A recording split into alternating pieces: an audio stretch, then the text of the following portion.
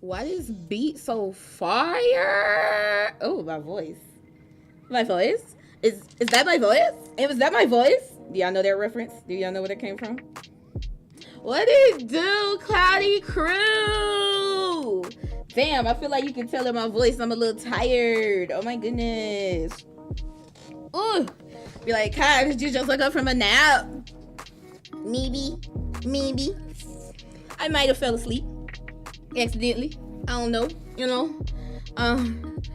Yeah. But I'm here. We here together. Yeah. I almost thought I was gonna have to send y'all another thingy. Of course, my fucking OBS crashed too before I even started stream. I was like, my God, I thought that happened during. But okay. Oh my goodness. But okay, let me say hello, and then I'm still trying to get my life together, y'all. I'm tired. Like, just woke up, just grabbing shit. And then I got my Cardi B box. Sorry, I stepped. Of course, I turned away from the mic as I was saying it. I got my Cardi B box today. I picked it up from the mail room, but I'm conflicted because I so do not what's the word I'm looking for? I so do not have myself prepared for consumption. I was gonna do a no face cam day, so now I'm trying to figure out how I still can do this unboxing with you because I don't want to wait any longer. I haven't listened to the album yet either, y'all. I'm trying to wait till this weekend so I can have me like a special little moment, be feeling good and all that stuff, and then just really get into it. You know what I'm saying? Get into it. But I'm gonna try to see if I can angle the camera down, if it'll stay, and then we can still do an unboxing. You just won't see me, or you know what I'm saying. I'm sorry, y'all. Nice Kai. Oh, let me say hello. Hi, Pookie. Hi, my baby. I'm sorry, I'm so sleepy. I'm sleepy pollo. I just came home from work, and then and I left work late because I had I helped with a program which was cute and fun. It was a science program about the brain and basically how the brain can make faces or see faces out of stuff that ain't really supposed to be a face. Like if you look at a socket, you're like, that kind of look like a face and stuff. It was really cute. The kids was really into it. But yeah, I'm wore out now. I'm wore out. Not you parking first place. You ran over Pookie? Let me stop. Not the beast. Brock Lesnar has arrived. Ah! I'm sorry. I don't know. What is it? What else does he do? Oh my God. You said the new killer is Survivor for Dead by Daylight. Damn, another one? Shit. Okay. Are you back? Welcome back, Lawyer Manager. I was like, oh damn. She said BRB. Not Feral Goblin. Hey Odie. Hi Odie. Hi. Oh my God. Welcome you guys. Oh.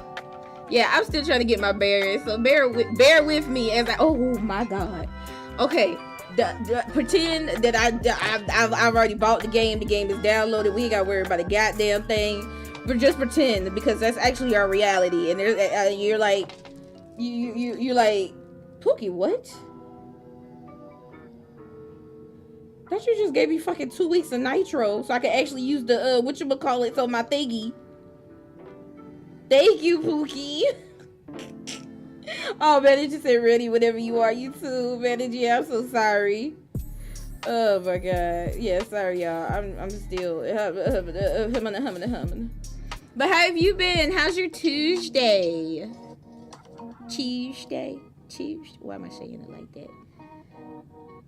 You said, not you didn't... I don't know what you're talking about. Oh shit, you can hear me on another whatchamacallit.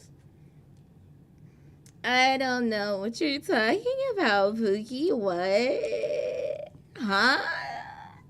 The game. EA Sports? It's in the game? Like what? What you mean? As I sit here, wait, where'd my music go? Okay, I was about to say, rude. Stop my music and everything.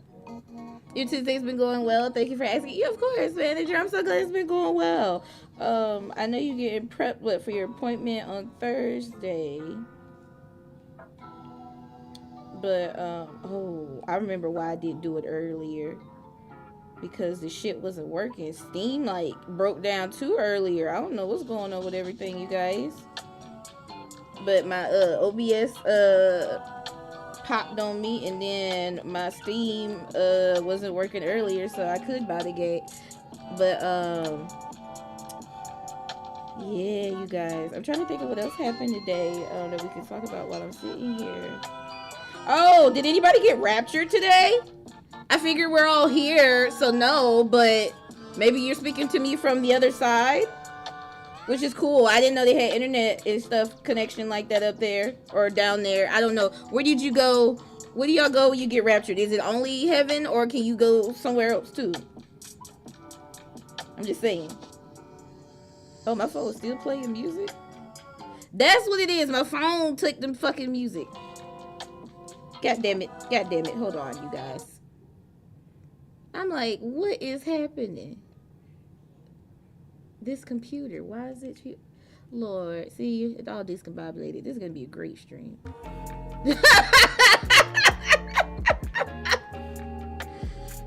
Oh, you said, oh, I'm glad y'all didn't get raptured. TT got raptured. Now hold on, I need to see that list. You said, what you mean? You go to heaven? Some people, well, I had to make sure. I ain't know. But they was talking about apparently some people were saying the rapture was coming today. I ain't know nothing about it. Only had to tell me that. You said it's only heaven. The rest of us stay here. Let me see that list. You telling me TT got... Let me stop looking. I'm going to say you pop up on me. Oh my God. You said you went to hell for a bit. It was hot. I believe it. You be like, you know what? Y'all got to turn your temperature down. No, not only that's just work. Let me focus. I swear, y'all something else. Not this just work. You say you haven't heard of nothing. You watch pastors through YouTube. And see, I hadn't heard of nothing either, manager. So, I don't know. It must be a select few. I was like, ain't nobody tell me nothing. I'd have just been sitting there like, well, damn. What I'm doing now? All my friends gone. Shit. You said, thank you for picking up on that, Jay. But Cloudy was there, so there was one angel. All right, you. Okay, so while that's uploading, let's do the unboxing. Yeah. Okay, hold on, you guys. I'm gonna make sure that's downloading. I think it's okay. Yep, it's doing its thing. It's stuck thistle. Okay, and so now, wow, we just do this screen. I think this will work. Now it's all over Rapture Talk. I'm through. What the fuck is Rapture Talk, bro? Alright, you guys. I'm gonna unplug my keyboard for a second. So I can have some space. Ooh, okay. And I'm gonna just put it back here behind. Okay, and then I'll move my little key wristboard thingy. Okay, this actually don't look too bad though. That's my yo! The titty gotta chill. The titty gotta chill. Okay, you guys. I think this will work. I think this will be fine. Yeah, okay. So, bow. ASMR. He said, on these down the play. I know, baby doll. You supposed to remind me to send out the invite, though. What happened? No, I'm messing with you. We still got the rest of the week. You said it's for the say Rapture Chalk. I feel like it is. It's actually supposed to happen at midnight. Well, I might be asleep, baby. Can I get raptured in my sleep? Like, is this stipulate? What is the rules of the rapture? Somebody tell me rapture rules. As I open this box. Okay, so what we got here is one of Cardi B's album box sets. I bought it as soon as she announced it. I ain't gonna hold you. It was $40, dude. Like, that is a fantastic price for a box set. Like, for the album and a shirt. Like, hello? We love a bargain. Like, what you mean?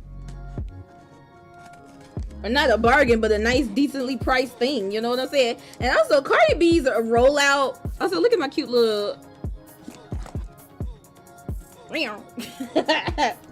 Okay, I have the box upside down because, of course, security, my business, not your business. Some of it, you be your bit. So it's gonna be upside down. Ah! Look at it! Oh my goodness. He said, let me rewind the stream. Hold on. They said the first wave was this morning and another wave. So we missed the first wave. Okay. So, okay. That's, I mean, you know, we didn't want to be on the first one anyway. Sorry, y'all. Hold on. I'm taking it to the side so I can slide it out. We didn't want to be on the first one anyways. And again at midnight, how many? Goddamn. Y'all see it? Ooh, let me throw my box over here. Cardi B! Cardi B! Baby! McAllis! How about the feel like I'm, look at this. Oh, I'm gonna love this box. I can't wait till I get shelves up here, you guys. Ooh. Oh, wait, fuck. Like, I can't wait till I get some shelves up here so I can put this out. Oh my God, bro. This is fire. Okay, so let me pop open the plastic. You said you didn't feel nothing. See, yeah, we just all here again, manager. Please tell me that you guys are joking about it. No, yeah, well, I don't know. Some other people are serious, but you know, we don't know if they, you know, nobody don't really know, you know. At least I don't think they know. What if they do know and they just really ain't telling us? Like, you know what I'm saying? Not just giving K-pop. Look at me. I'm a stan. No, stop. I do love me some Cardi B though. She is up there. Of course, not taking Megan's spot, but she is definitely a favorite of mine too. You know something really funny too, you guys? Sorry, I'm eating some gummies. Ooh, the Collisions version of this, my absolute favorite. But these are my good second too. You said funny Cardi B was the host. I know, right? That's why I was like, that's so cool. I'm glad she got to do that. You said you guys can take my Rapture ticket. It's fine. I'm waiting for the BTS reunion. Well, now hold on. What if they get raptured? And the reunion's in heaven. How you gonna get in? All right, y'all. You see I'm eating. Look. All right, let's open the box.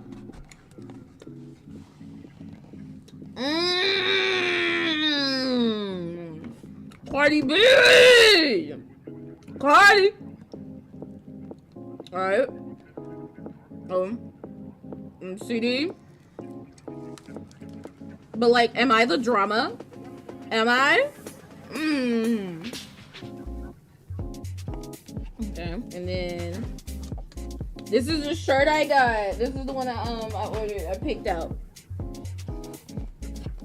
So hold on, I'm gonna take it out the plastic. I'm gonna take it out. Sometimes you got look. I be like, what secret concert ticket? What's hello? All right. So that was the box, you guys. Wow! I know that ain't who I think it is. Brethren, what's up, twin? Twins kept his word too. Twin said I might pull up. I might have to pull up. And damn it, twin ain't pull up.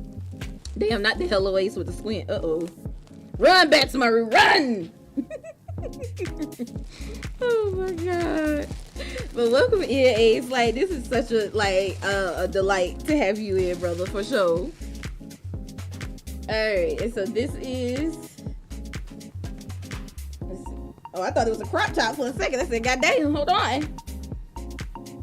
This shirt, okay, so we're gonna have to do it bit by bit. So the bottom, but like, look at her. Look at her. Look at my girl, Lala. I am the drama. Oh wait, hold on. You can't even see it. Breaking news. I am the drama. Period. Absolutely wonderful.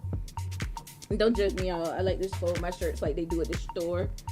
If I ever do. I usually hang up all my shirts, but for this moment.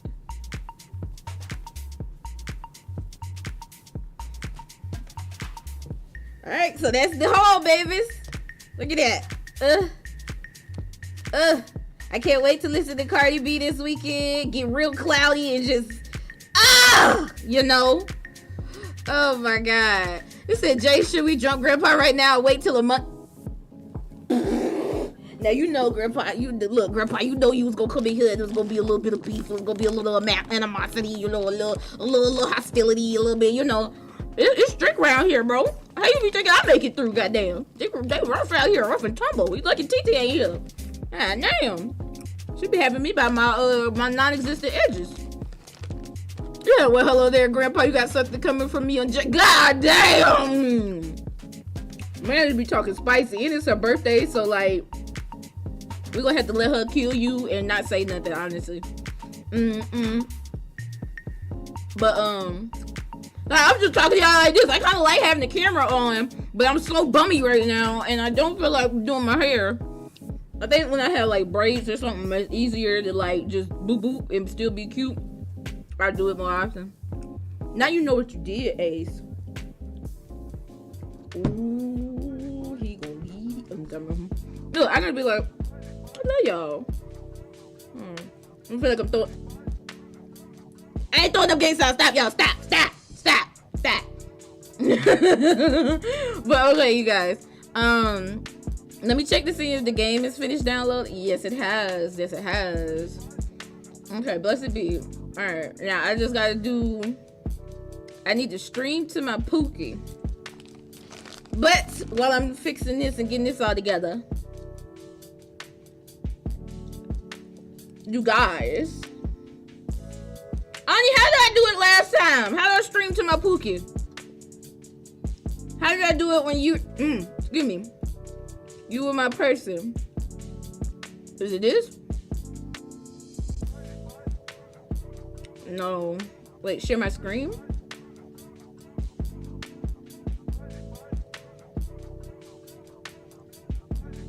Maybe it's this. I'm calling you, Pookie. I'm calling you.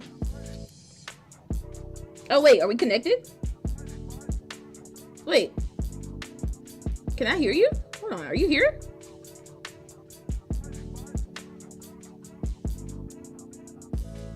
I can't hear nothing. Hold on. Do I need to be in the Discord thing? So, oh, baby?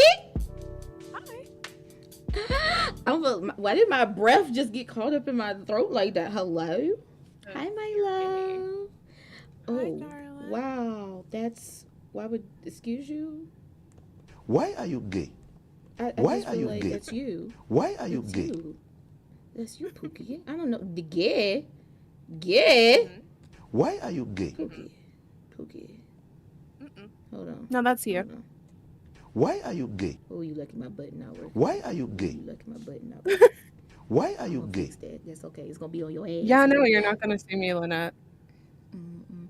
No, yeah, you're not gonna see Pookie. So and I kind of wanted with this game no camera anyways because I want y'all to immerse like we gonna be the characters. So you picture us. Don't get distracted by my face or my Pookie face. Yeah, y'all can't see my Pookie anyway. Fuck out here. What you thought this was? Let me stop. I'm sorry. I mean, you can for $15.99 a month. Pookie, Pookie, up the goddamn price. What the hello? Hey, we're in a recession. God damn. Why are you gay? We are. Yeah. You know. Oh, that's why it didn't work. Hey, Pookie.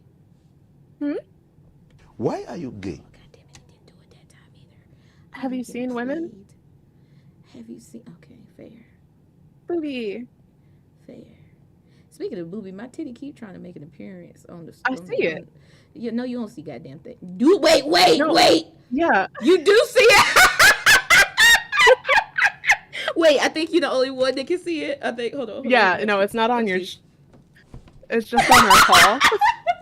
Did you see? Put it back. Please, man, please. Y'all threw my titties on the desk for Pookie.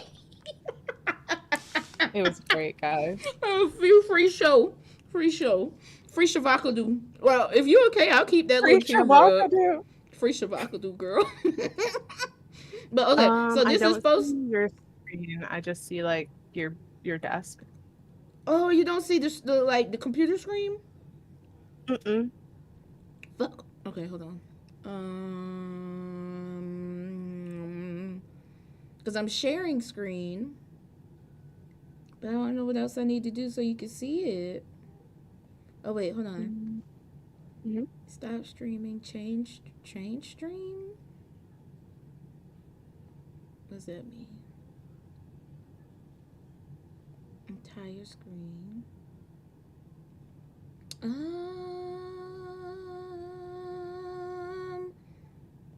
Posters. I don't know how this. It says it's showing you the screen,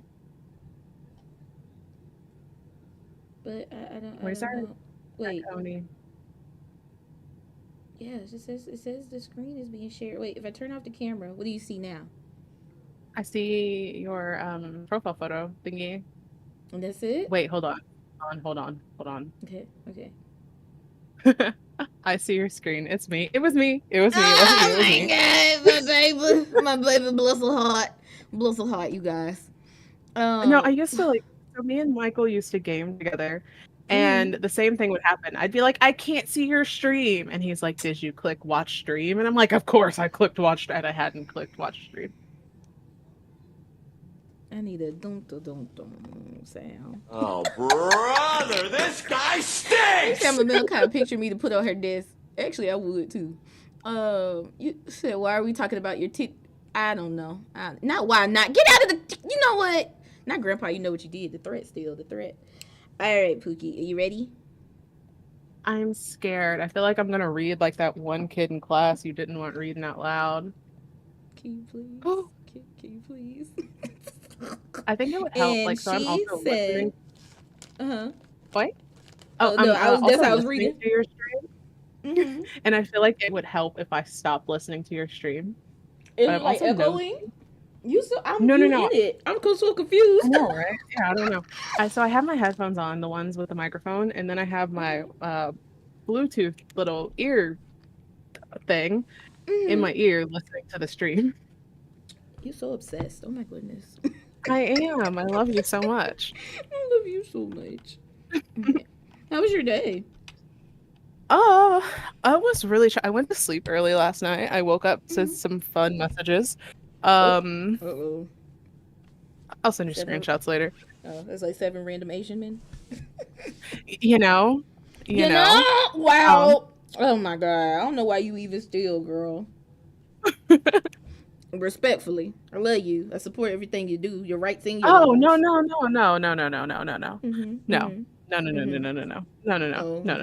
okay. No. Oh, okay. You know? No. I think Oh, I might you don't know. I don't know. Oh, she knows. No more? Yeah. Bless it. Let me stop. Oh, look. Oh shit! My little camera at the bottom down here. Can you see that? Oh, I ain't even set up my damn. Hold on, you guys. I'm so discombobulated. I ain't even set up my damn chat thingy. I can't even see the chat. Okay. You said, but what did you just say? Your thingy thing. Yeah. Yes. This shit's so goddamn loud too. Can I turn it down in my ears? Your desk is so pink. I know, right? It's crazy. Okay. Yeah, learn music. Are you guys ready? Skip all text. Hell no. Transitions are on. I'll do full screen in a minute. Okay, sorry, give me a second. I'm gonna get my tablet up and then we ready to go.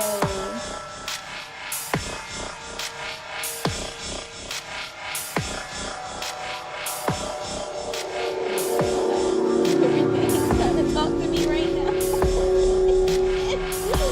Woo! It's only 18. It's fine. It's fine. So no troop leading today, Pookie? No, so when there's no school, we have no scouts. And they're on like some Oh, yeah, the work break. day? They're always on break. I was about to say ours kids were in school today either. Funny enough. Yeah, it's like fall break or something, I think.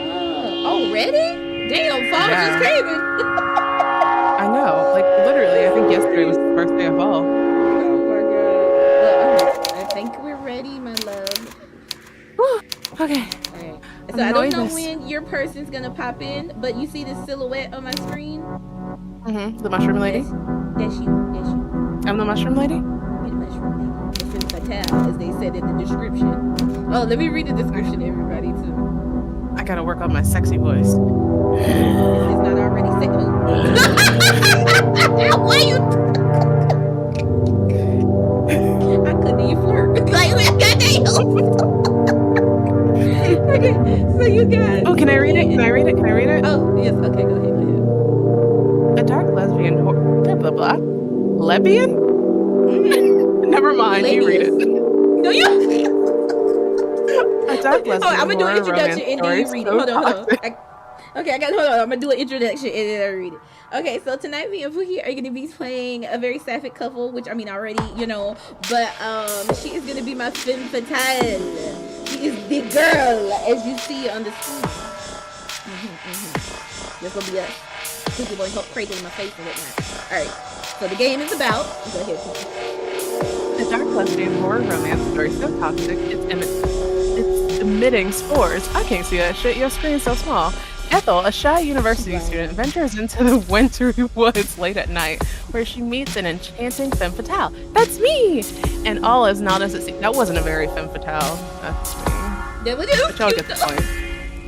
Alright, let's get started, you guys. I don't know when Pookie's character is gonna pop up, but she started again.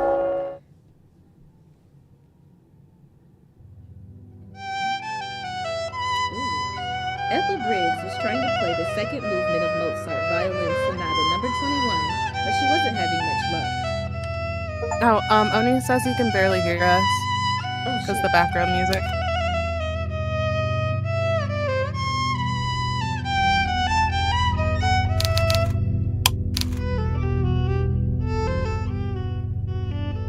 How about now? Is that better, Oni? To the background. It was really loud in my ear too. Oh wait, you have a little situation. My generator has halfway of gas, so I don't know how long I'm gonna stay. Oh manager, okay. Well, you know we happy to have you for however long, but dang, tell somebody go get some gas. Somebody can go down the street. Turn the sound down a little bit too. See, that's what I need to work on next as far as stream improvements. Is like the sounds and everything, because everything be all over this shit. I'm gonna hope that this is good. I haven't heard back from Oni yet. Yep, Oni said that's a lot better. Thank That's you. good. Okay, perfect. Have to hit save?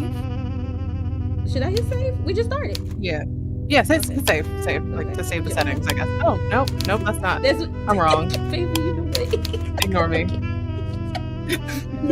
gonna start it. Okay. All right. Now I'm locked in. Okay. Ethel Briggs was trying to play the second movement of Mozart's Violin Sonata Number 21, but she wasn't having much luck. Oh, you can hear her kind of messing up a little bit too. It had been months since she last picked up her violin, and the lack of practice had made her musty. I said musty. Oh my god, rusty. She had played this particular piece numerous times, not for any competitions. She had always been too shy to enter any, despite Miss Manderley's gentle coaxing, but for her own satisfaction. Mozart's Violin Sonata 21 was one of her favorites. Ethel was a huge Mozart aficionado. She didn't like how upbeat most of his pieces were, how frothy, flippant, and inoffensive. Goddamn, the critiques. On the whole, she thought that Mozart was far too cheerful. Ethel much preferred the quiet, understated melancholy of Beethoven or Chopin's clean, precise compositions. But there was something special about the Violin Sonata 21. This was one of Mozart's few. Am I saying that word right? Sonatas?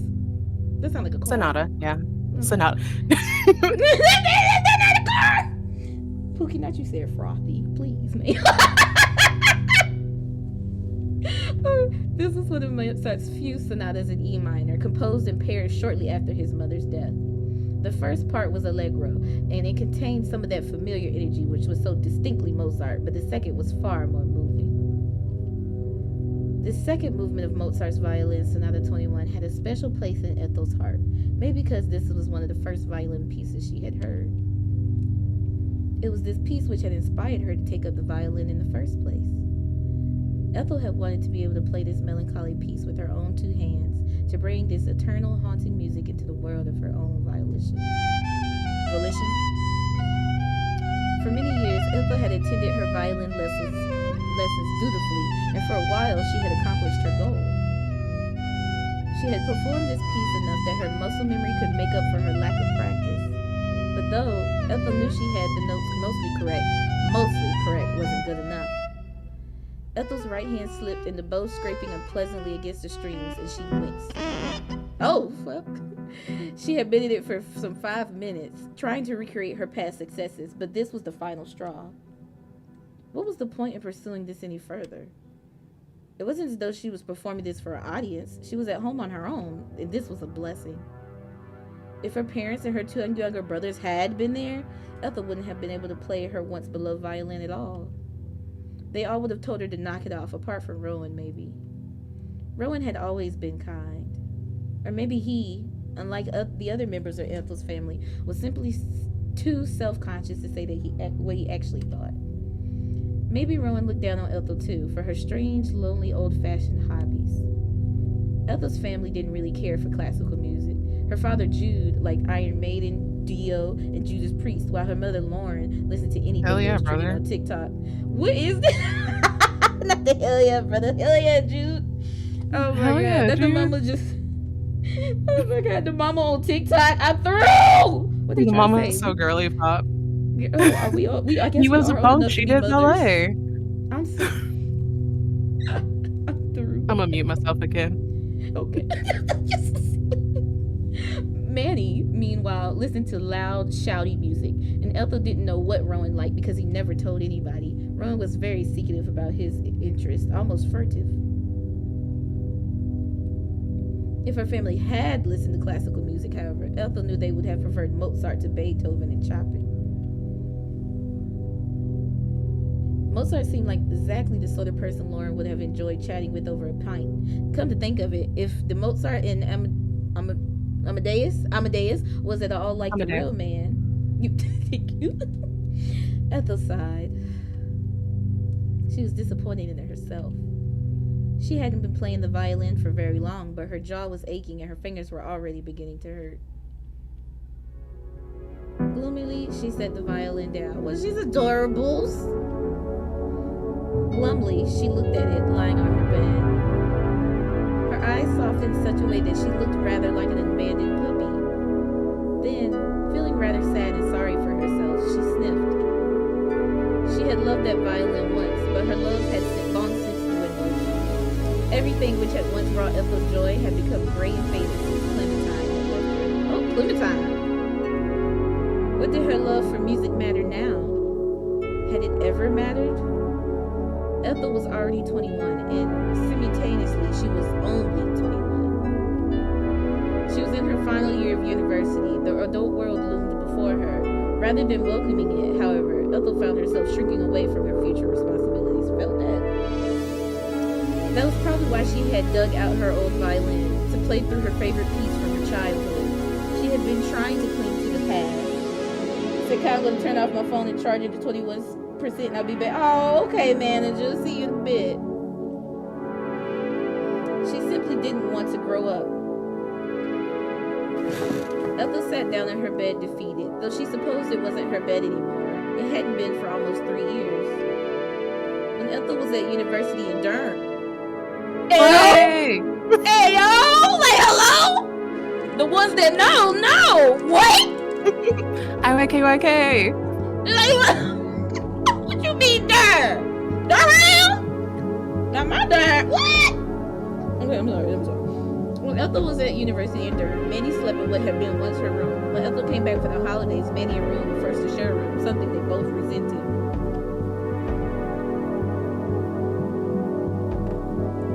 I know it's a tight squeeze, Jude always said, but try to bear with it.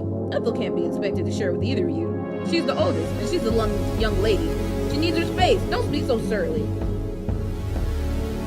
Rowan was good-natured enough that he didn't complain about this sleeping arrangement too much. Not to Ethel's face, at least, but Manny was less so.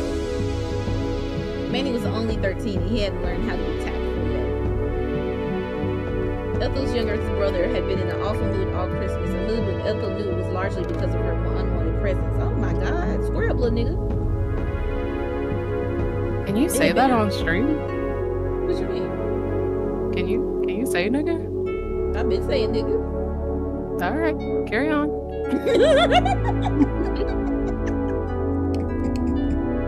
Oh gosh. It had been a relief when her family had left the day prior for Luton Airport for the holiday they had been looking forward to so much. Now that Manny was no longer sulking around, shooting her nasty glares whenever their paths crossed, Ethel felt like she could finally breathe. Why you scared of a little girl? Scrub that little motherfucker. You don't put that little motherfucker in the laundry basket. Hello? Like, what you mean you feel it? Cause they put that little shit. Some small part of Ethel wished that she'd accompanied her family. She'd never been to Australia before, and she was curious about it. But another part of her thought she'd made the right move. She didn't want to keep subjecting Manny to her company, bro. She also enjoyed having the house to herself. That meant she could play the violin without having to worry about the sound carrying. And it did carry at her parents' home since the walls were so thin. Ethel had been looking forward to being on her own, but now that she was on her own, she couldn't even enjoy her newfound freedom. What was wrong with her? Ethel bit the inside of her cheek, weighing up her options. You said Ethel pussy? I need Ethel to buck up. Like, hello? Clack him with that violin. Shit. If she can see, let me stop. You know, just JK, you guys. You know, I mean, siblings do be Not fighting. joking. Not joking. Yeah, oh, okay. Be the sibling with the knife, not the sibling being chased. God. Please, bear with us.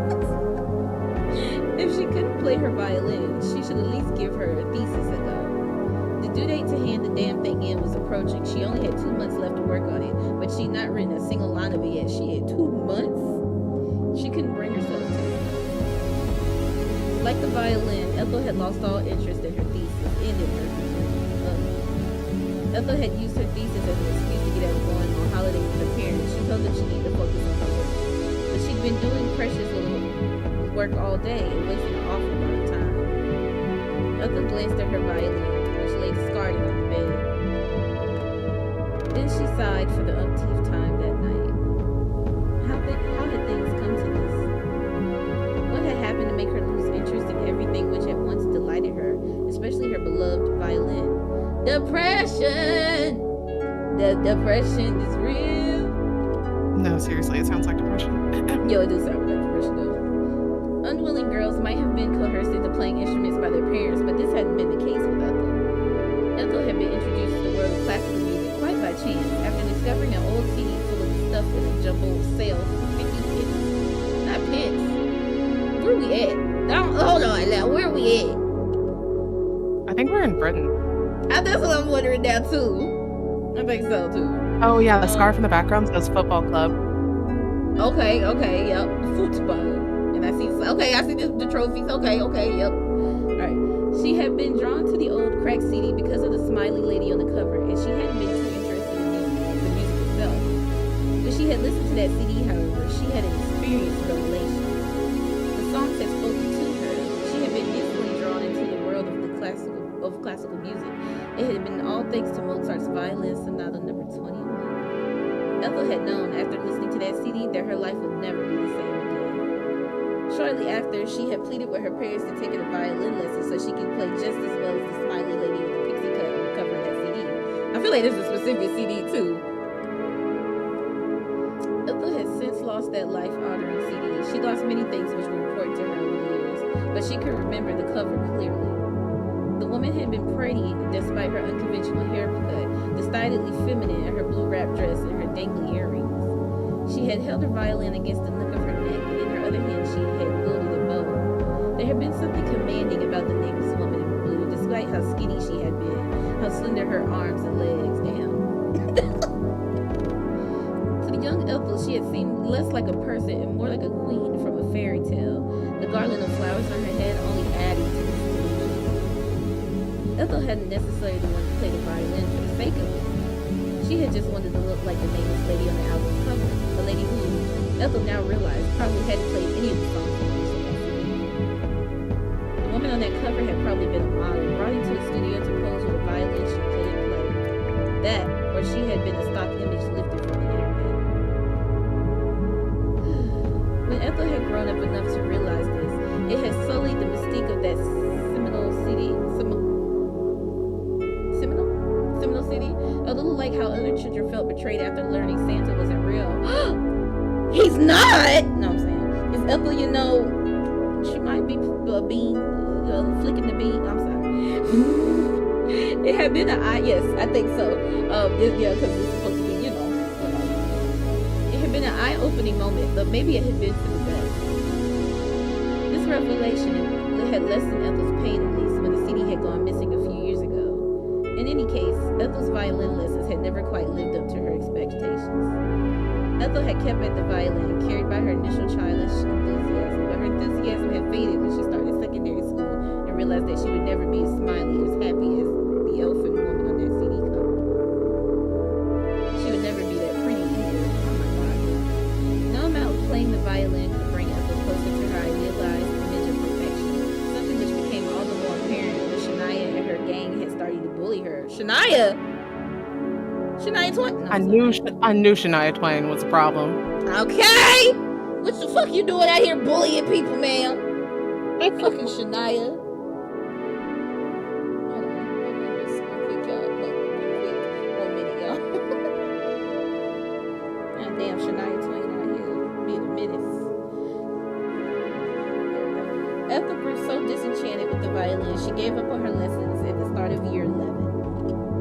She had needed to focus on her GCSEs anyway, and it hadn't helped that she had jammed her fingers during a netball game in PE, and it had hurt for a whole month to hold her bow. Jude had never liked it when she played in the house anyway, especially when there was a big game on. Manny, meanwhile, had always said her scraping sounded unbearable. Fuck you, Manny. It's like nails on a chalkboard. Can you pack it in? Manny used to say, and in the end, Ethel did just that. She packed the violin in, but not for good. She would continue to play here and there when her parents or her brothers were out of the house and there was nobody to hear her. Sometimes Ethel even took joy in her playing, but these moments had been few and far between. Once Ethel had played the violin dedicatedly once a week at her teacher's, Miss Vanderbilt. Now she played once a month, if that, and she did so furtively,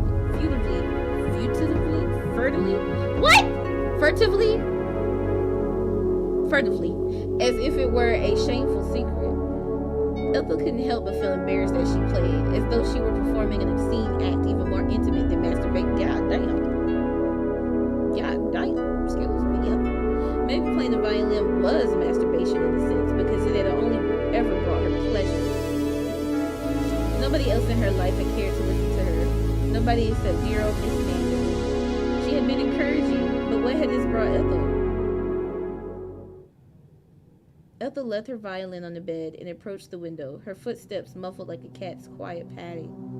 Once there, she stood at the sill and glanced out at the garden beyond. It was late at night. The digital clock on her bedside table said it was already 20:30. What's that? Pookie, what's that? 1:30? No. Math? 12? No, it's 8. 8. 30? That ain't even that bad. Yes, it's 8:30. Thank you. And the sky was navy blue, the moon ringed by wisp of cloud. There was a bit of a breeze outside, and the darkened silhouettes of the hedgerows were shaking. Ethel's fingers curled around the windowsill. All of a sudden, being inside felt stifling. Ethel had been so caught up in her memories, so worried they would overwhelm her. Newly uneasy, Ethel took an anxious step away from the window. She wasn't sure why, but she had an intense desire to escape. She had to clear the cobwebs from her mind in some way, and what better way to do that than go for a walk? It might have been late at night. It was too late to go for a wander, really, but she did live in Oxbury. Oh, yeah, yeah. None of things. Oxbury was a tiny village, almost minuscule, really, with a nigh-on, non-existent crime rate. Nothing bad ever happened there. No stabbings ever took place in Oxbury, contrary to the wild claims Americans on the internet like to make about the UK's crime statistics, or any muggings. Shots fired! Shots fired! People do get splashed over there all the time. What do you mean? Not they getting splashed. Acid? No, that's what they call it. They call it like getting wetted or getting splashed. I'm through. I didn't know there was a name for it. I mean, if you got a name for it. Right? I was just saying. I'm just saying at that point. Goddamn. Hold on, I'm gonna plug my phone up, y'all. While she's plugging up her phone, here's a fun fact. They actually had like a huge ban of a certain type of knives in London. And they were like rewarding people for turning them in. What? Yeah. That's you know how insane. like here in the US it'll be like turn in your guns, turn over your guns. It was like that, but with knives in the UK. Knives. You know what? Yo, they're over there. What? Only please. What was it called again? Splashing. They're splashing. Splashing. Waterfall. Okay. Splash. Sorry, okay. Splash, splash, splash. Okay. Let me get back. Okay. Ethel would be just fine. Why wouldn't she? Oxbury was so safe and sterile it bordered on the boring. Hadn't she always wanted to go on fun adventures when she was a little girl? Only not they wet over there. Hey yo.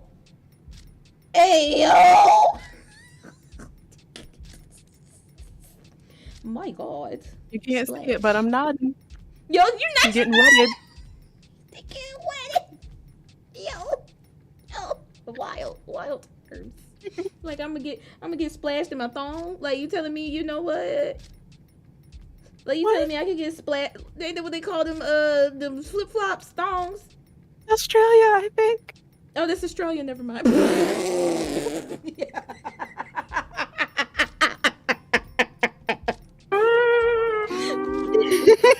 My bad. Oops. Okay. Oh, hold on. Ugh, I thought that was gonna work. It did not. Okay. Alright. Adventure was hard. Oh, did I click too much? Oh, okay. Adventure was hardly going to come and find her if she remained indoors, steeped in her reminiscences, as if she were a tea bag. Lord have mercy. The tea bag too, Ethel. Please calm down. Ethel didn't imagine that anything exciting would happen on her walk, but it would be better than sitting inside and stewing. Ethel padded downstairs, her feet sinking against the cushioned landing, then the cushioned steps to the staircase, and paused by the front door. She eyed her old coat, but ultimately left it be. It was a brown duffel coat which Ethel had owned since sixth form. The coat had been in active service. The coat had been in active service for 4 long winters, and the passage of time had taken its toll. One of the toggles on the coat was missing. It had snapped clean off, and the brown furry fabric, which was worn and threadbare in places like a beloved teddy which had been cuddled one too many times. Lauren had tutted when Ethel had come home from university clad in that natty coat and shaken her head. "You're still wearing that old thing?" she asked, her voice incredulous. "I thought you would have bought a new coat by now. You look like you've come straight out of a jumble sale." Ethel knew that her mother hadn't meant this as a compliment. Ethel's mother rarely complimented her appearance, but she had liked it nonetheless. Wow, okay. Lauren had often taken Ethel to jumble sales when she was a girl, ostensibly to find some cheap bits and pieces for their newly renovated kitchen, but actually so she could have a natter with her friends. Lauren would stand by Auntie Jeannie and Auntie Mariella's stalls. They weren't real aunties, of course. They were just her mother's friends, while Ethel would wander around by herself, transfixed by the wares on display. The jumble sale her mother had frequented every weekend had taken place in the car park of Big Sainsbury in Wrexham, and all sorts of people were in attendance. It hadn't just been Auntie Jeannie who sold old paperbacks, which once had belonged to her mother, and Auntie Mariella who sold soap and candles. There had been other more interesting vendors with piercings and tattoos. Some of these vendors sold bits of wood witted into fantastical creatures, self-painted dioramas of forests and fairy tale castles, handmade jewelry set with stones which couldn't have been precious, but which shone regardless, and beaded dream catchers which swayed in the breeze.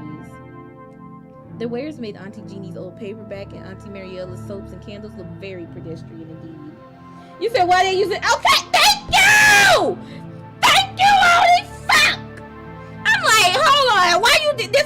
This is how they talk? Maybe that's, respect. Maybe that's their vocabulary. Maybe we just haven't expanded to that. But you said that reads like a Wattpad original. What if it started out like that? And they said that I'm gonna make it into a game. You said so that we know they're British. You know what? These are big words for Elmo. That's a big word for Elmo. These are big words for Elmo. Balsamic vinegar. Fucking love Elmo, bro. Oh. Ethel had always loved jumble sales, in part because there had been so much stuff to golf at. They'd been so busy, Ethel had been able to melt into the crowds, completely anonymous. Ethel had quite liked being told she looked like she had come straight from one of those sales, though her mother had been less than impressed. Lauren had told her that her coat made her look mousy, but that was what Ethel preferred. I can see that. She had never liked standing out. Maybe that was why she'd chosen to venture outdoors at such a late hour. There wouldn't be anybody on the street to spot her. The coat really was too ratty to keep wearing, however. Ethel left it be, reasoning her jacket would be enough. Ethel did grab her father's old torch from his toolbox, however, just in case she needed it. She stuffed it inside a canvas bag, which she slung over her shoulder. Oh, shit. Then she stepped out onto the street. She shut the front door behind her, and soon she was enveloped by the shadows. She hoped she would be able to wander the streets uninterrupted. Oh. I don't know who this is, so I don't know what type of voice we're going for right now. Should I do the thing? Do you want No? to? Yeah, go ahead. Well, now, this is a coincidence. It's coincidence. It's been a while. Ethel, isn't it? But her hopes were soon scuppered. Scuppered. There was a man! There A was a man? man there was a man on the Why other would a side of man the be room. there? Why the man? I just, look, there was a TikTok, and the person, he was like, I hate when a man, and he just stopped right there. That's And I it. said, There was this girl on a podcast, and she was talking about something, and she was like, why would a man be there? Why would a man be there? Why would a man be there? Say it! Why? Now Rudy said, oh, man, ew. Wait, is it, ma'am! I'm not reading that out loud. Oh my God, ma'am! Whopping, I'm through. There was a man on the other side of the road, a man who looked almost as washed out as Ethel. Damn. It was hard to see in the dark, even with the street lamps illuminating the gray, gloomy pavement, but Ethel recognized the man well enough. He must have been in his 50s now, but he'd been younger when Ethel had first met him. 31, 32? She wasn't sure. He had a lined face which spoke of his encroaching age, though it was lined in a way that traces of the young man he'd once been could still be seen. His jaw was still firm, his nose aquiline, and his eyes were striking. Damn, they're giving all the details for this white pad. The man had a full head of hair despite his age, and it was more sandy brown than gray, shot through with only a few lighter strands. He wasn't a bad-looking man. He was definitely no monster, but Ethel still shrunk away from him. She knew him, but that did little to endear her to him. This was Mr. Brown, one of Ethel's teachers back in primary school. Oh, Mr. Brown? Okay. Mr. Brown had been one of the few male teachers at Oxbury Primary. In fact, he might have been the only male teacher, and he stood out from the rest, not because of his gender, but because of his sheer size. He had been a mountain of a man, so much so he'd had to stoop to enter and exit the classroom. God damn. Would. Yo, what? Like, hold on now. They're selling this. I thought this was supposed to be sapphic. This is about to be a three. No,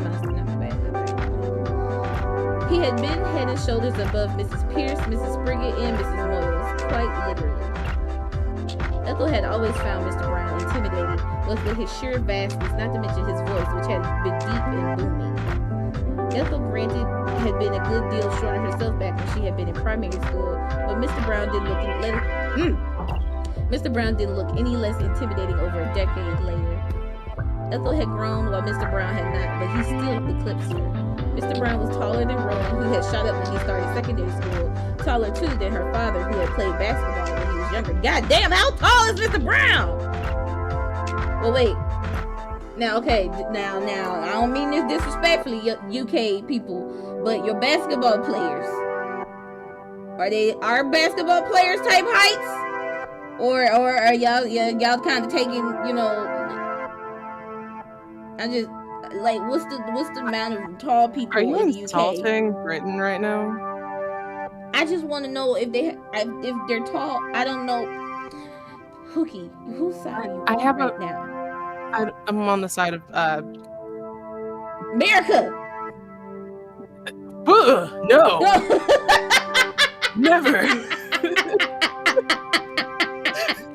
Never. Oh my god. Oh, Stefan filled up the. Sorry, baby. I'm sorry. Not during the rapture day. I know. Not 7 feet. No, you. My stepfather decided to fill up the generator. There's no such thing as too tall. Oni said there's such thing as too tall. God damn. But she said, what you mean? What you mean? Just puff and talk, Oni. Not, oh my god. Now, puff and talk is crazy.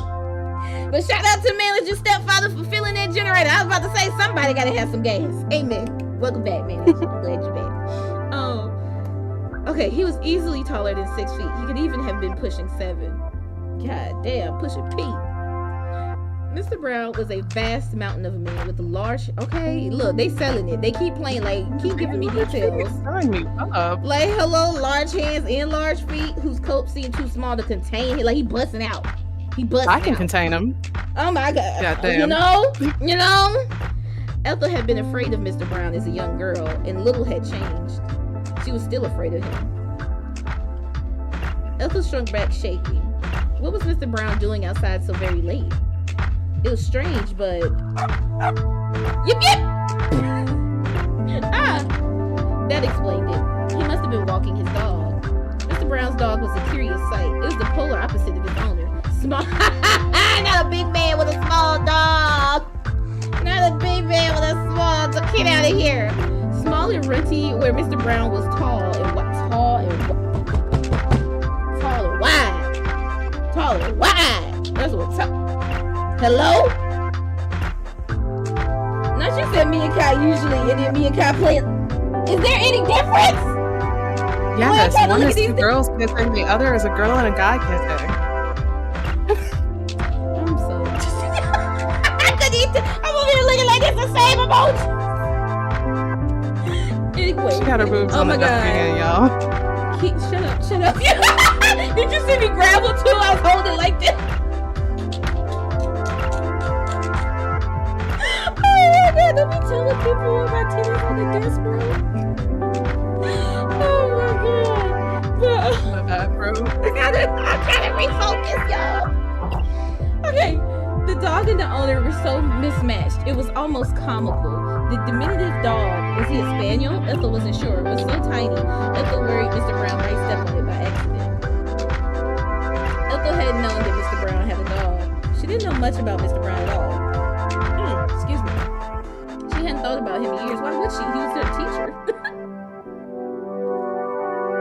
Was the spaniel? Yes, Ethel was sure that it was a spaniel. A new addition to his family? Well, whatever. It didn't really matter.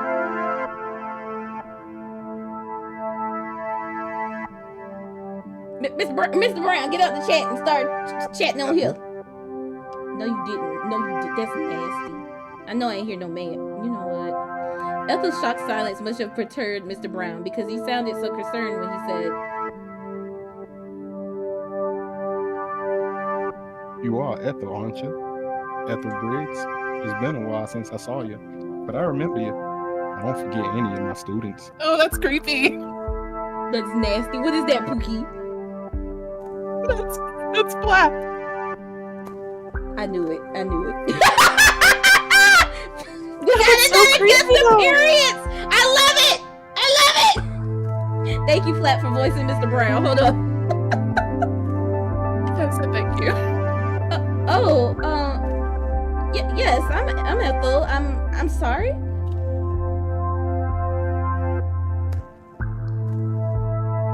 I thought as much. It's nice to know I'm not going to bleed this see now. You're making Mr. Brown sound so creepy. Mr. Brown, you're alive. I take it you're back home from university then. Yes. You're going to Durham? Yes. Did my parents tell you that? They did. You told me. Do you see my parents very much then? Oh, hey. Go to the pub quiz together sometime in Rexham.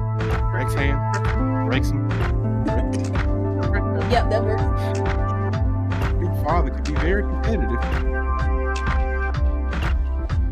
Ethel didn't disbelieve that. Jude had always been a bit of a know-it-all. He was the sort of man who liked to watch quiz solely so he could yell at the contestants for getting things wrong. And woe betide, they loused up any questions on classic product. That was Jude's specialty.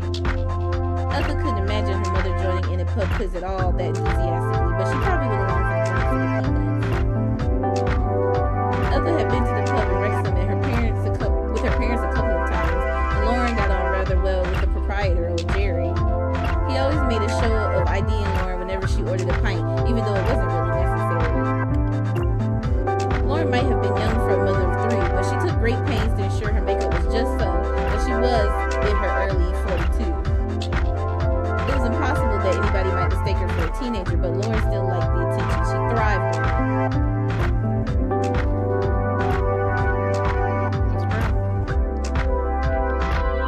I've been seeing quite a bit of your parents, actually.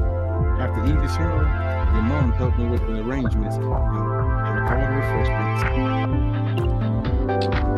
Her help was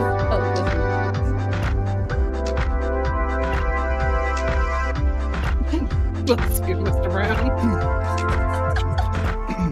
The help was invaluable. Now that sounded familiar. Ethel thought her mother might have mentioned at some point or another that her old primary school's teacher's wife had died recently. She hadn't given much thought, but she supposed her mother must have been talking about Mr. Brown. He was the only male teacher she had, and Ethel didn't think that Mrs. Pierce, Mrs. Sprigger, or Mrs. Moyles had been having any clandestine lesbian affairs on the sly. Oh my. They were all too old-fashioned. Oh my. Ethel wondered briefly if Mr. Brown expected her to comment on his wife's passing, but she was spared the need when he continued once more, readjusting his grip on his dog's lead.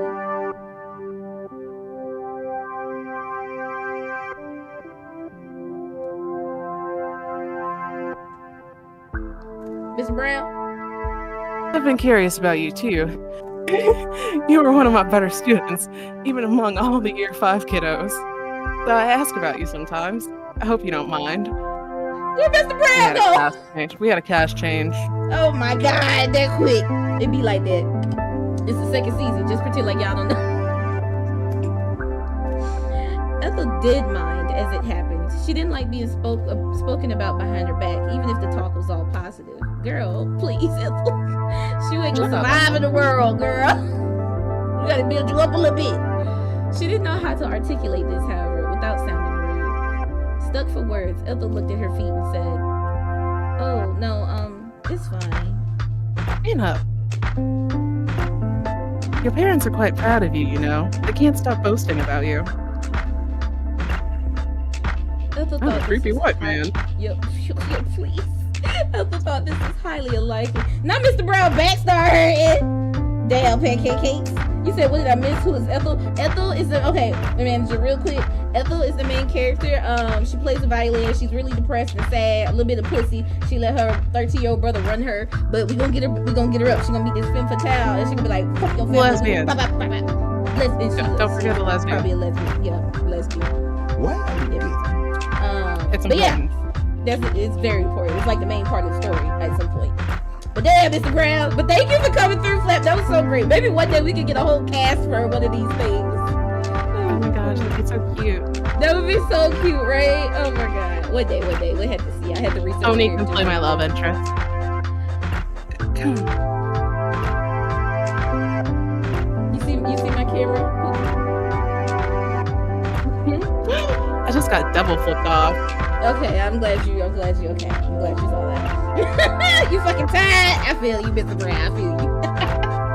Okay, Ethel thought this was highly unlikely. She might have gotten into a good university. Maybe she was doing well academically, but her parents had never placed much thought into highfalutin things like degrees. Not highfalutin. What is this? Country British? Critish? Critish. All right, we speak British right here. Crit. I just did the game side too. I gotta chill. I'm sorry. No gang affiliation. No gang affiliation. Don't get me out of here. Don't get me out of here.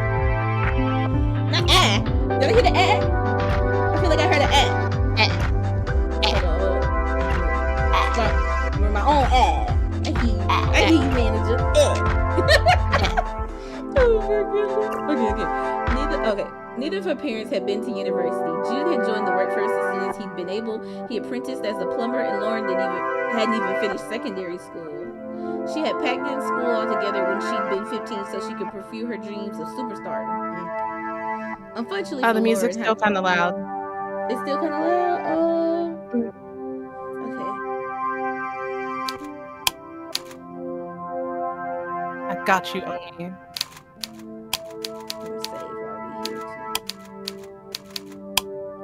Okay, how's that, Oni? Unfortunately for Lauren, however, these dreams hadn't come into fruition. She had done some modeling for trashy tabloids for a few years before debuting as an actress in a few sleazy, low-budget flicks Ethel had never wanted to see. What's she mean? She mean her mama was out here popping it? Mattress actress. Somebody bring out the audition couch. Sorry, okay, my bad. The taxi. Casting couch? The what? The who? The taxi, girl. You don't know about the taxi? In the taxi? In the taxi. I don't Yeah, fake taxi. I don't remember them. I don't know about fake taxi. Wait, I actually might know about. What were we doing back in the day? Why do we know these things? What? Yo, you remember on HBO? Never mind. Casting couch. What you talking about, Oni? I didn't say that. Anyway. What kind of couch? Huh? My couch gray. I don't know what y'all talking about. Laura had wound up settling down and starting a family with Jude when she was only 21. Her age, Ethel thought with a shiver, though she'd never seemed particularly bitter about her lot in life. Lauren had never taken much of an interest in her daughter's creative or academic pursuits, though she'd not been dismissive of them either. Lauren had driven Ethel all the way to Wrexham once a week for her violin lessons with Miss Manderley, lessons she had paid for without complaining. She had seemed pleased to when Ethel had begun accepted into her university. Okay, can I have a moment? I just want to say, sometimes you be so like I'm speculating with Ethel. Her little brother may suck, but I feel like maybe her family doesn't suck as much as it seems, but we are from her perspective. Because you could be so much in the thick of it that you don't see. I can't believe you're a parent sympathizer. Oh my God, not you said a parent sympathizer. Oh my God. I'm trying to look, I'm speculating here. No, yeah, probably her family isn't as bad as she thinks, but she's like depressed, and she like is clearly seems like she was broken up with. I'm gathering that from the story. So she's like depressed and like my family sucks and my brother sucks, and maybe your brother just sucks because you kind of suck, Ethel. A little bit, like you do come back and take over his room and kick him out, you know. And you're just like moping around all the time, and your family's like, let's go to Australia, and you're just like, no. God damn, now we breaking on Ethel like this though. Oh my God, he said better drink a beer. Now she said you better drink a beer for your birthday, but it's gonna be a beer. I knew it. Oh my goodness. We drinking. We gonna sip a little something, you know. Well, not you better drink a beer for your birthday. Man, gonna be sipping on some type of fancy infused water type thing, probably some blueberry, raspberry, alcoholic. Not you say alcoholic. I'm Don't you be influencing people to drink? Hold on, get out of here, get out of here. I'm tired of her sobriety. Yo, get out, mute. Yes, ma'am. See, I told you. She said I'm gonna sip on some blackberry flavored water. I told you. Oh my God. I'm through. Too funny. Also, thank y'all for the likes. I really appreciate it. She has seemed pleased too when Ethel had been accepted into her university of her choice, though her pleasure hadn't been much more effusive than a benign, "Oh, that's nice, dear. I suppose we'll have to get your student grant sorted out then, eh?" Ethel found it hard to believe that her mother had been boasting about her academically talented daughter. Lauren would have been more inclined to boast if Ethel had started to dress more fashionably, or if she'd learned how to apply eyeliner without making her eyes water, if she started her own successful TikTok channel. Get out of here. What's wrong with your mom for wanting you to look cute? Maybe your mom's like, she looks like me. She should look cute, like you know, she could look way cuter and be happier if she was. I was gonna say maybe she like, you know, if she put a little, maybe she'll be a little bit happier. She won't feel so. Look at this. Now look at this. We've been turned into parent sympathizers. Like, parent sympathizers is crazy. Like, daddy chill. Like, we gotta chill. But like, goddamn, Ethel, you're making it a little hard right now for us. Okay. Lauren had a TikTok account of her own where she filmed herself putting on makeup, taking off makeup, showing off her nails, and singing along to her favorite pop song. Lauren enjoying life. Lauren was actually fairly successful on the platform, and she had managed to rack up over 300,000 followers in the span of 2 years. Okay, Lauren popping off! She sometimes did sponsorships with makeup brands, and it was her newfound fame which had paid for Manny's fancy gaming PC, Jude's new guitar, and the family's holiday in Australia. Yeah, Ethel's just a hater. Yo, I was like, your mama just trying to get you a bag, girl. Ethel's not like other girls, and she's a hater. Yo, why was I talking to Pud the other day about that song that Pink did? Oh my God. Right, stupid girls. And okay, like, okay, stupid girl. Now, okay, like, this is what I said essentially. Now, that is a pick-me-ass song, but for that time period, necessary. Because goddamn, if you ain't look like a skinny, scrawny bitch, like hello, you was garbage. Seriously. So now, but you know, now it's like, okay, if you want to be a skinny, scrawny bitch, bimbo, hello, do your thing, but leave me the fuck alone. Like, that's always been the bottom line. Everybody do their thing, but leave me the fuck alone. Like, but yeah, I was just, child. No, you said not grandpa ran away. Yeah, no, yeah, hating ass Ethel. Wait, what minute you said grandpa ran away from the chat? You think grandpa ran away? Grandpa might be lurking. Grandpa might have ran away. I don't know. Oh my God. If Ethel had been like Lauren, bouncy and cheerful, Ethel imagined her mother might have been more inclined to boast about. Look, I'm gonna go to bat for my brother real quick. He had said he was gonna come up in this chat wilding like you be wilding, Pookie, and I was like, you gotta be like, is it pink? Yeah. I knew she was gonna say that. I was like, she gonna answer. Outside brown, inside pink. Yo, get out! Red wig on, don't let a nigga ski. Get out of my over my please, man, please. I can't breathe. Foolishness. You triggered my Meg DHD. I'm sorry. Flap note with the dots. Flap was. So you texting your dad, did you want to say, oh, I mean, I would love to, as long as Ben, you know, as long as he ain't busy or whatever, but, you know, it's just nice to have him in here. Okay, let me get back, y'all. Y'all still cutting up. Oh my god. Not thank you, Jen. Don't thank her for that. Oh my goodness. If Ethel had been like Lauren, bouncy and cheerful, Ethel imagined her mother might have been more inclined to boast about her. I think she already doing it, girl. You don't have to be like, she ain't trying to make you not be yourself, but she just wants you to, you know, be able to come out of your shell a little bit. But as it was, Ethel thought it was doubtful. It wasn't hard to imagine that Mr. Brown cared about Ethel's academic achievements more than her own parents did. Damn, a dude you had as a teacher 10 years ago. You think a man that you had as a teacher 10, like, hello, you think he cares more about it than your parents? Or do they believe in you and your, you know what, I'm sorry, Ethel, let me, okay, we connected, Ethel, me, I'm you, me. Stop talking about Ethel's titties, by the way. I saw that earlier, that comment. I ain't say that because I forgot. But yo, now I'm looking at them. And triangular. I don't, you know what? Titties come in all shapes and sizes now. Triangle's my favorite shape. Jesus Christ. You said you got another voice for Mr. Brown. You coming back? Your back feeling all right? Oh my God. Still, it was kind of, oh, what's up? Nothing, just, I don't think Lynette heard my ADHD moment. I'm trying to decide if I need to run it back. Jesus Christ. Hold on, I got you. You ready? No. Is it pink? I said no. Oh. I'm doing it again. Oh, okay. It was the one time for the one time. I eat cookie. I'm sorry. One time. You had to be there, but you had to be there. I suddenly got shy. Just rewind it. That's you guys. Rewind it, Lynette. Run it back. See? What a really... What's that Players Club meme with homegirl in the back? Oh my God. You be like, well, the real either come through. Oh my God.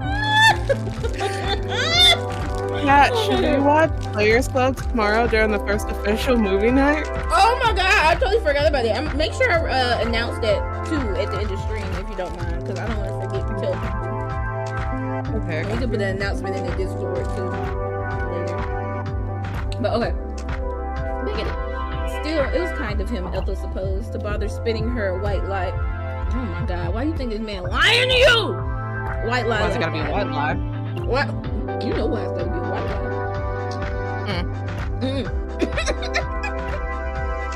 He must have been trying to cheer her up. Where Mr. Brown at? Miss Brown? Miss Brown? Miss Brown, you lied. You got a line!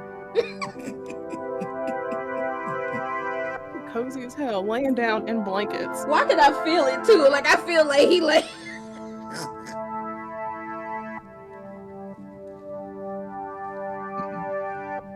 Oh, I'm sorry. Where are my manners? You'll be on your Christmas holidays now, won't you? Why do you make him sound so creepy? Like, That's valid. I doubt you'll want to talk about university much right now. Oh, not really. Mr. Brown? Mr. Brown left. Mr. Brown, what the fuck? I thought as much. I'm sorry for bringing it up. We can't find I don't want to make you feel for real. I thought as much. I'm sorry for bringing it up. I don't want to make you feel uncomfortable. Can't believe you did cash change mid-season. Get right, hello? They don't cancel us. The thought was appreciated, but Ethel thought it was rather too late for that. She already felt uncomfortable. Well, that's because he's creepy. Ethel naturally uncomfortable though. She's just uncomfortable like in Making me uncomfortable. Bro, we all uncomfortable now. This wasn't necessarily Mr. Brown's fault, however. She felt told you, look! She felt uncomfortable about most things in life. That was just how she was.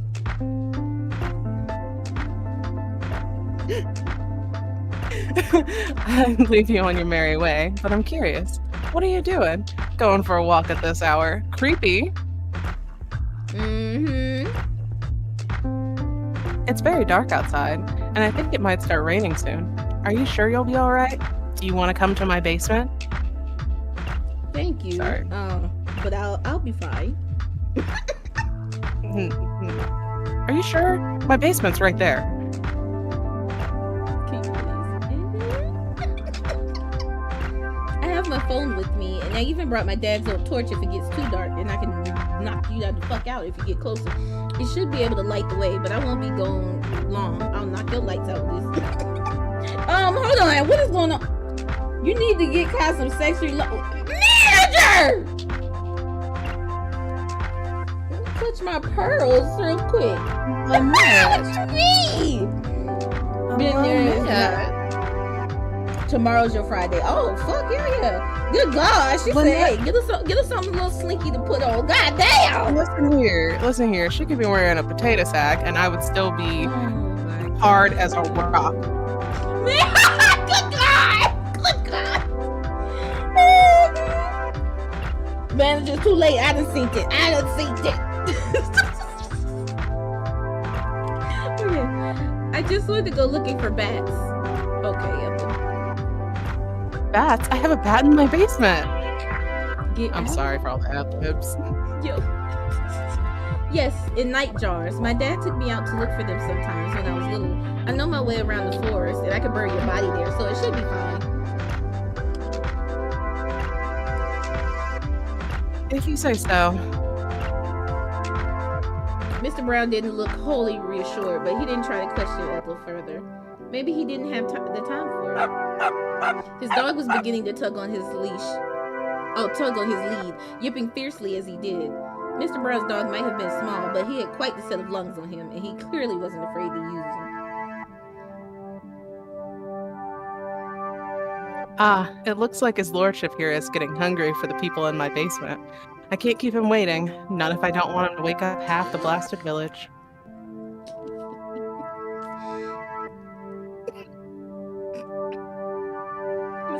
I should be off now.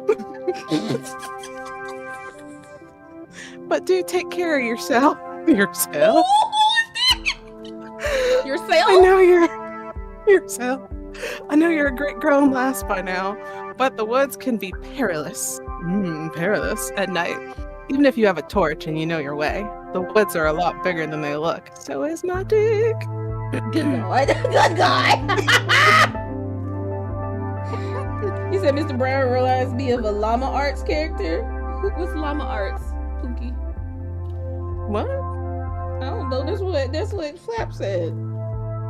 Llama Arts? Is that art that llama do? I don't know. He do look like an artistic llama if you turn your head a little bit. I'm sorry. Artistic? Whoa. See? I knew it. I knew he was a serial unaliver. I wouldn't want you getting lost. And you know what happened to that Delaney girl, don't you? Uh-oh. Well, of course Ethel knew what had happened to that Delaney girl. Everybody in Oxbury did. It had been quite the topic of our conversation when it happened. Ethel hadn't been living in Oxbury then. She just started university in Durham, and she'd been trying desperately to keep her head above the water, but Lauren had told her all about it. Her mother had called her, breathless, to tell her that a girl had gone missing, and it wouldn't be the first time either. Don't you remember that Chloe girl? You were still in primary school at that time, but that caused such a stir too. I wonder if the cases are related. Ethel hadn't liked the way her mother had talked about the girl's disappearance, as though it was some amusing piece of gossip, no different from who was dating who on Love Island, not the references. She had found it rather tasteless. Ethel had known the of course she did, right? She's just so above everything. Listen, Llama Arts make horror animations. Oh. Not only thought it was like, he can't be saying all that. Is he saying that? Oh my God. Ethel had known the missing girl. She'd not been a local of Oxbury. According to the local paper, she'd been staying there for a few days with a couple of relatives, and she didn't remember her first name. She thought it had been something unusual though, something exotic. India, maybe? Indigo? Well, in any case, the girl had last been sighted near the edge of the woods by a dog walker. The police had combed every... He got a dog and he walking! Crime solved. It's Mr. Brown. It's Mr. Brown. That's it. We solved it, you guys. Let's cut it here. Oh my God. The police had combed every inch of the forest, but her body had never been discovered, if there was a body to uncover at all. It was impossible she had grown bored of being stuck in Oxbury, and she had run away. There was no guarantee she had come to a sticky end. Yeah, sticky, because you know they'd be sticking people, they'd be Oh yeah. You're right. Okay, yep. Yeah. The washing them. Wait, what'd you call it? The what? Wetting them, splashing them. Splashing, all that waterfall. Word ludicrous. Anyway. And neither was there any evidence, but Ethel still wondered. And so, it seemed, did Mr. Brown. It had been almost 3 years since the young Miss Delaney's disappearance, but it had cast something of a pall over Oxbury. She just said shit don't be popping, and now there's 2 missing individuals. What you mean, girl? Stuff don't be happening here. She is an unreliable narrator. She is an unreliable narrator, respectfully. I can't trust her POV on nothing right now. We gonna like get to the end of this game and she gonna be like fucking a giant mushroom and be like, all right, that's what it was. She just got super high in the woods and ran around naked. I'm with it. You said what's with all the shrooms? Are we on the trip? Going on a trip in my favorite rocket ship, soaring through the sky. I'm getting really hot. I'm sorry. Oh my god. That was fire, wasn't it? Thought about that one right on the spot. That was great, actually. That was fire. That was wonderful. Thank you. Bars. Somebody sign me. Oh my god. You said you bet that the Mr. girl's Brown body's in will find Mr. you. Brown's garage. It might be in Mr. Brown's garage. Shoot. I ain't even. You said, oh my god, here we go. Look, manager, I like that song. I like that song. Let me have it. You said she just sitting here having a full floor dump in her head while this man standing there like, girl, you good. Right, she just blanking out. No wonder he be like, are you okay? You all right? You just gotta like she's been standing there for 2 minutes just staring at this man like, and his girl, screaming ass dog. I'm through. Oh my god. As a teacher, let me get back. As a teacher, Mr. Brown must have been more concerned than most. He had spent the better part of his life looking after small children, cleaning skinned knees, and breaking up arguments over who stole whose favorite toy. Ethel could hardly fault Mr. Brown for worrying, but his concern still rankled. Rankled? Rankled. It rankled. Rankled. It was rankled? Okay. I still don't know what that means, but you know, that was a big word for Elmo. And you know, like to rankle, to rank. Yeah. Well, it's like folding the cheese. No, that's no. What? That's folding cheese. You watched Schitt's Creek when it was like, how do you fold the cheese? And she was like, you just fold it. We're on it. I know on it. Oh yeah. You hold on. You just fold the cheese. Like, what does that mean though? Not you Google it. That's what I'm talking about. That's my girl. That's how Pookie be so smart, you guys. Not reading Rainbow. Take a look. It's in a cause book. annoyance. Oh, sorry. To cause annoyance or resentment that persists. Why is she annoyed about him worrying? It's also cloying. You know who's the killer. Oh, okay. There's something uncomfortably cloying about it. Oh, okay. The concern is cloying. Okay, all right. We learned this shit today, y'all. Cloying is excessively sweet, rich, or sentimental, especially to a disgusting or sickening degree. God damn, him carrying that she walking in the dark by herself. Ethel. God damn, Ethel. I don't want to romance her anymore. Lord have mercy, I don't want to be her. Hey, Ethel, hello. Okay, man, it's gonna take your pills. What's up, boo? This is the end of the stream. I'm not dating her. Yo, like, this is crazy. What's the pop your balloon, Pookie? Pop. Oh my god, because we're in the world. Ethel, please. Alright, let me keep going. Maybe it'll get better at some point. Did Mr. Brown still regard her as a child? Was that why he was lecturing her? What? Ethel was 21 now, but she knew Mr. Brown would never regard her as an adult in her own right.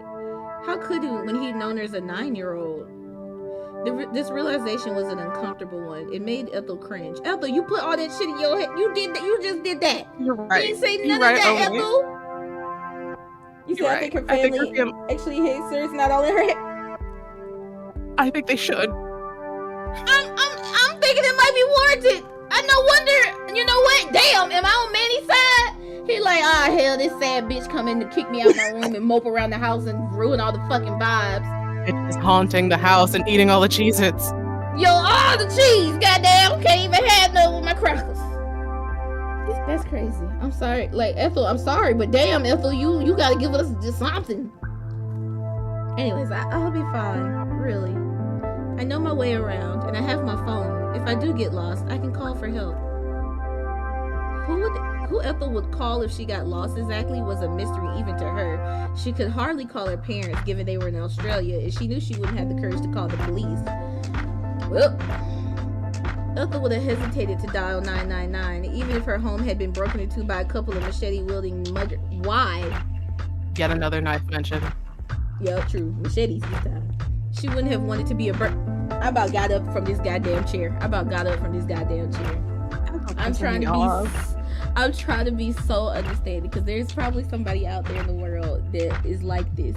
But honey bun, this is some self-inflicted type of pain that I ain't never. You scared to call the police if somebody came in with machetes because you'd feel like a bottom? Hold on. I am also afraid to to call the police. But not for that reason. See, I knew you was cool with that. Welcome back, manager. What the? Alright, let's keep going. Maybe Mr. Brown realized this. He had known Ethel for several years, but he chose rather tactfully not to comment upon it. Instead, he nodded and said, "Oh, kudos, Mr. Brown. He navigated this pretty well."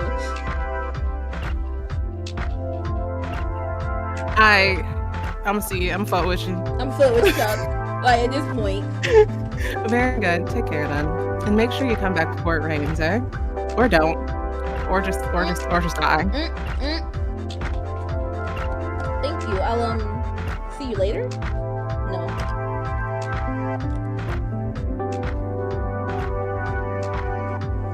I'm sure you will if you need anything while your parents are away. Remember, Sparky and I are just a few doors down. Ooh, because I'm still creepy. I forgot I was creepy. Can you please? Sparky, was that the name of Mr. Brown's dog? Ethel supposed it must have been, though what a small dog like Sparky could possibly do to help her, or anybody for that matter, was a mystery. Shit, I don't know. Sparky get a nice little bite on you know? Sparky get active, bro. Okay, hello there. She got a machete. Sparky. How she go down Sparky like that? She don't need no Sparky. Sparky got a machete. Sparky probably do got that thing on him too. Alright. Ethel doubted she would have cause to call on Mr. Brown or on Sparky during the ensuing days, but she didn't say this. Instead, she nodded and thanked Mr. Brown, who smiled in return. Good night, then, Ethel. I hope you have luck finding your bats. Finding your bats. You said you surprised my bush buddy hasn't came yet. Bush buddy might be busy or resting. What if, hear me out now, what if this was an inception moment and it was all a dream and she's in the sight because she's the I don't think ethical. I don't think ethical. I'm about to start calling it. I don't think Ethel would murder anybody. She would be too worried about. Yo, she would. I'm about to say she would stress this shit out, bro. She like, wait, now what if they hate me because I killed him? Like, look, girl. You said Sparky's just Scrappy Doo's little bro. God damn. The Scooby-Doo movie, the live action was so good, bro. That's such a time. Ugh. Maybe we should watch that in October. Alright. I hope so too. Ethel hadn't had much luck during the last few months, not since the start of her third and final year at the university. She could have used a bit of good fortune. Mr. Brown gave Ethel a brief wave with the hand which was occupied with Sparky's leash in turn.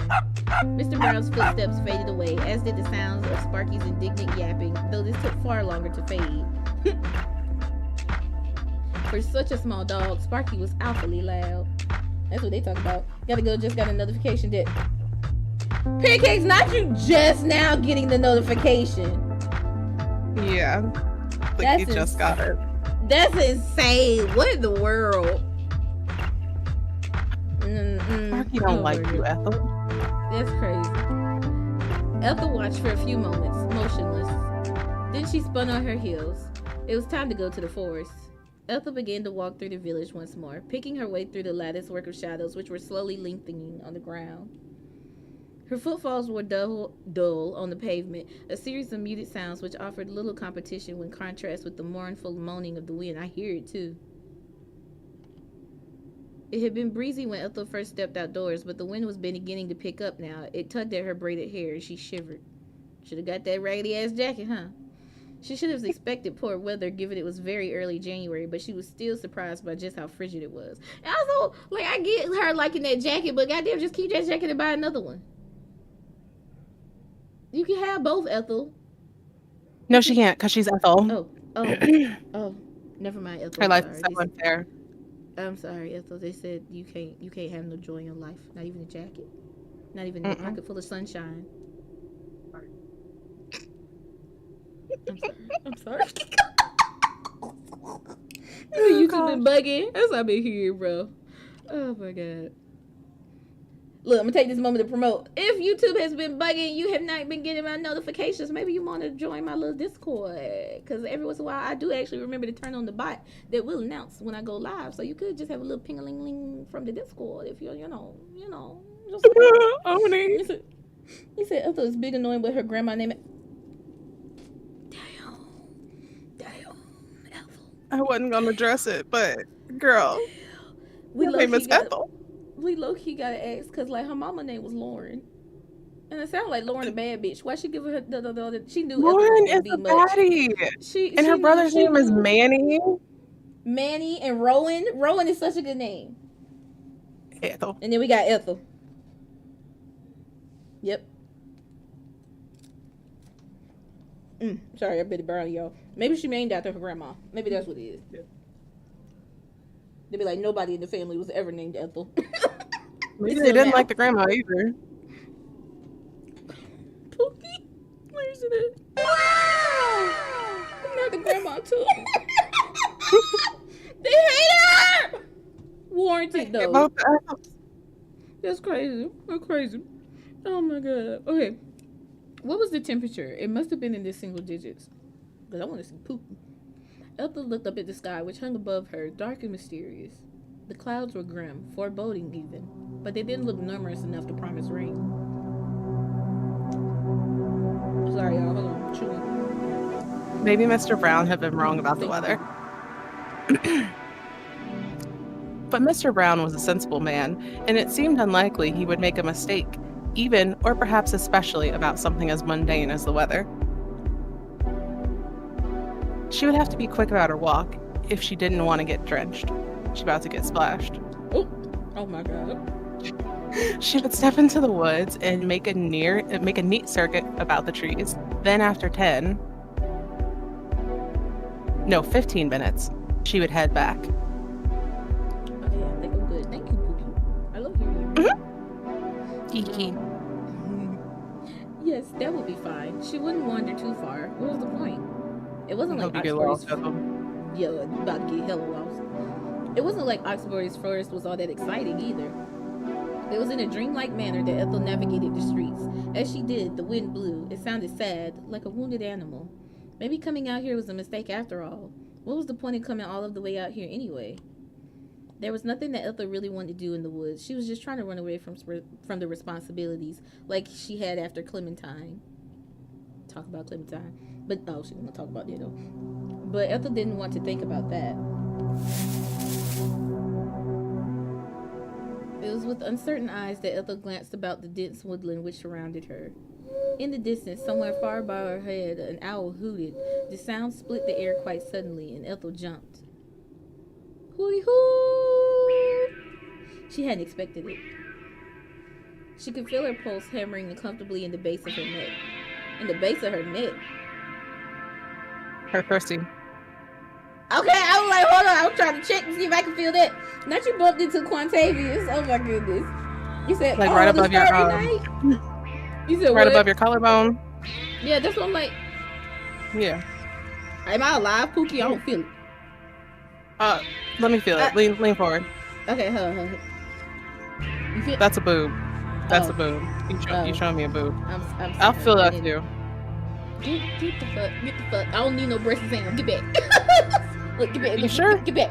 Let me slap your hand. Have you had one today? Get back. You know what's crazy though? They texted me today. They said, "Girl, it's been a month past. You better get them on it." And I know my oncologist is gonna be on my ass because she was on my ass last time. She was like, hello." So I got to schedule that actually. Tell her I'll do it. Me?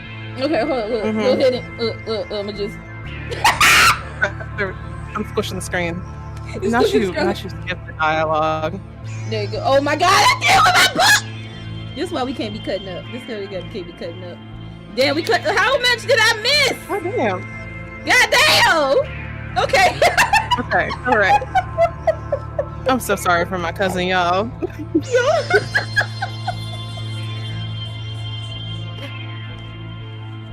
I'm hot. I don't know why you're Day right now, but I'm sorry for my cousin Day. Yeah, yo, no, I got me Day.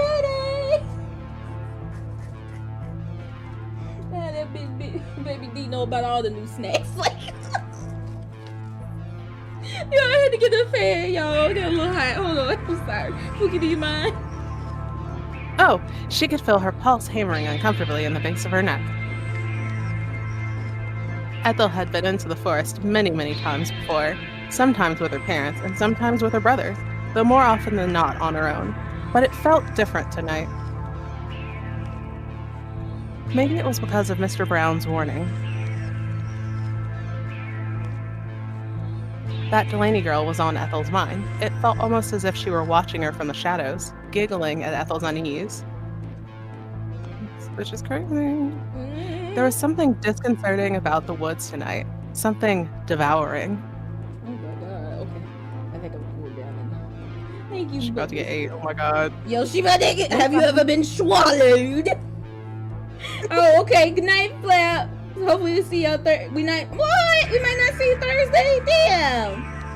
Will we maybe see you Friday? Either way, I hope you have a good rest of your week. And the rest of your night. It seemed almost to be inviting her in, but beneath its cordiality, there lurked something uncompromising. When Ethel closed her eyes, she thought she could even hear strange whispers upon the breeze. But surely that was silly. Nothing. Oh, I thought I saw something behind it for real. Nothing lived in the forest apart from rabbits, mice, and the odd badger. There was nothing waiting in the woods for her. She was being stupid. Ethel took a deep breath. Then she stepped forwards. Loose leaves thrown onto the cold, hard ground crunched beneath her soles, and once again, an owl hooted.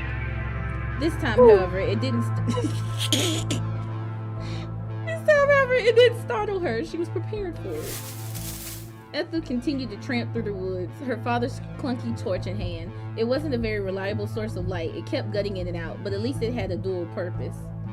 If push came to shove, she was set upon by some miscreant. It was heavy enough that she could use it as a weapon. Not a miscreant. A miscreant. What is that? Is this a... What? Music start getting hype. He said Silent Hill F comes out Thursday and I'm disappearing on all the home. Oh, fair. That's very fair. One of my favorite streamers, he's playing it maybe tonight or tomorrow, probably. I think he's able to get a early whatchamacallit. I need to look at it too. I ain't know nothing about it. You pre-ordered the physical version and it comes with a steel book that I'm picking up as soon as GameStop opens at 11. Damn! But as you should. Is that like your birthday gift to yourself? Like a late birthday gift or just a gift to yourself in general? But okay, Ethel doubted anybody would attack her. However, despite Mr. Brown's warnings, she was in Oxbury, for goodness sake. It wasn't the sort of place where people were attacked. Hell, not even the missing Delaney girl had been attacked. She had simply disappeared. How you know? She tell you that? Did you right? Like you just hello? Why you know? It's a B-Day gift to yourself. I'm glad you get to treat yourself. Besides, it wasn't like Ethel had anything on her that was worth stealing. Her phone was an old Samsung, at least 6 generations out of date. Good God! So delightfully archaic in the current year that Clementine had laughed at her. She had always joked that Ethel's phone belonged in a museum. Oh my gosh. Ethel hadn't bothered to bring her wallet with her either. There weren't any shops open this late.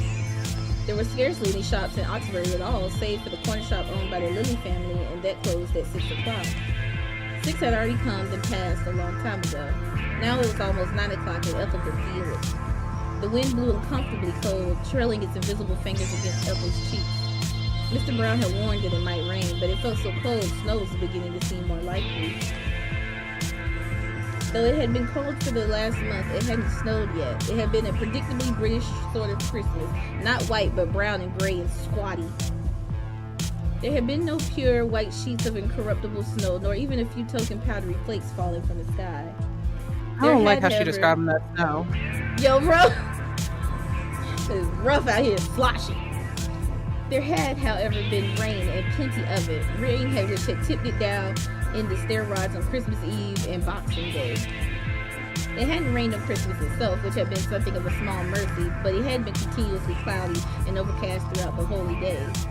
Ethel hadn't gone outside on Christmas, though her parents and brothers had. Ethel. Baby doll. My love. You so worried I was like, wait, what? She really keeps being like, oh no, I hope no one gets me. It's so dark and no one can see me if someone took, yo. Now she was worried you was like, this video you cookie. Oh my god. Now she's still like, hello? Oh my god. They'd asked if she'd like to take a turn in the woods herself to get some color into her cheeks, but Ethel had declined these generous invites. Because I could never say it. Of course she did. Yeah, of course she did. Ethel had thought it would be too muddy, and she hadn't wanted to twist her ankle. Fortunately, but right now it's fine. Like, she didn't want to twist her ankle and get embarrassed and be a burden to her family. But now if she does it, like, she can just die in the woods. It's fine. It's okay. Maybe that would be less of a burden on your family, Ethel. That's insane. Oh my god! Oh my god! Anyway! Ethel is pissing me off. I know I'm supposed to be in love with her. I know, but like, I don't girl, even know shut the fuck actually up. if you are, we gonna figure it out. I just like get to that part though to pull you up. Okay, let's get this. Fortunately, it hadn't rained at all in the ensuing week. The forest floor might have once been scorching mud and mire, but now the dirt was reassuringly cold and compact. Ethel was unsure whether that would last for very long, however, not if it really did begin to rain. The moon overhead was round and full that night, just like a perfect pearl, an earring nestled in the ear of a beautiful woman. Lauren had nagged Ethel to get her own ears pierced, but Ethel had never really wanted to go along with it. She worried that it would hurt, and anyway, she hadn't really seen the point in it. Girl, you don't even have your ears pierced. Ethel, don't piss me the fuck off. Golly, Ethel, this is crazy work right here, babies. And you know, if somebody comes across this and they happen to be like this... Stop. Get her. Change yourself. Do better. Daddy, chill. Nobody likes you. Good God! Good God! Your family don't like you. Sparky don't like you. I don't like you. Do better. Shit!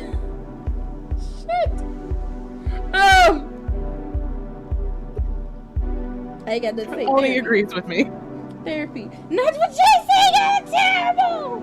Oh my Shit, god. get a drinking problem. Do something. Be fun. Do something. That's crazy. Do some shrooms. Pookie, read it while I bite this brownie. Lauren had nagged Ethel to get her own ears pierced, but Ethel had never wanted to go along with it because she was boring. She'd worried that it would hurt, and anyway, she hadn't really seen the point in it because she's boring. Oh my god. She didn't understand the appeal of poking holes in herself, not so she could gussy herself up with studs and hoops and glinting bits of gold. Oh, God forbid. Yo, what? I'm sorry. Stupid girls. She talking about this. She had no interest in making herself a target for any thieving magpies. Lauren had always laughed at Ethel's unease. Don't be so dopey. Heaps of girls even younger than you get their ears pierced. I was only 7 when I had mine done, and it didn't hurt at all. But Ethel had remained firm because she's not like other girls. No wonder your mama don't, like, y'all don't share no type of interest. Your mama can't keep pushing. You don't want that, you know? Never mind. I'm sorry. I'm still you. She could be stubborn about the strangest of things. Are you talking about yourself or your mama? Lauren had been bemused by her daughter's indifference, but she hadn't pushed the issue, not much at least, because she loves you. Ethel, for some reason, she loves you. Instead, Lauren had shrugged and said, oh well, suit yourself. You are being daft though, Effie, because you... Effie! I bet you should hate the nickname Effie too. Effie's a cool-ass nickname. Mm-hmm. That was how most of Ethel's conversations with her mother went. She was always calling her daft. Well... Sometimes Ethel took offense, even though it was a very mild insult. Better even than the things kids said on the playground. She was not bullied enough. Sometimes, however, she thought that her mother had a point. She really was daft. Okay, long she, that's the first step. Sorry. She was being daft right now, wandering through the woods so very late at night. Ew, ew. I am so scared. But still, she didn't stop. Okay, they're gonna go back. She kept on walking. The foliage, I can't say that word. Foliage. I can't. Pookie, I don't think it's coming out my mouth. Foliage. She kept on walking, the foliage crunching underfoot. Thank you. Like the word would not come out my mouth. It's crazy. All right. Sometimes Ethel liked to imagine that she was a heroine. Sometimes I like to imagine that she was a heroine from a romantic poem when she wandered through the woods. A nameless beauty, Lord Byron, might have committed to the paper, who walked with all the grace of the night itself. But Ethel was really fucking boring and kind of lame, so obviously she wasn't.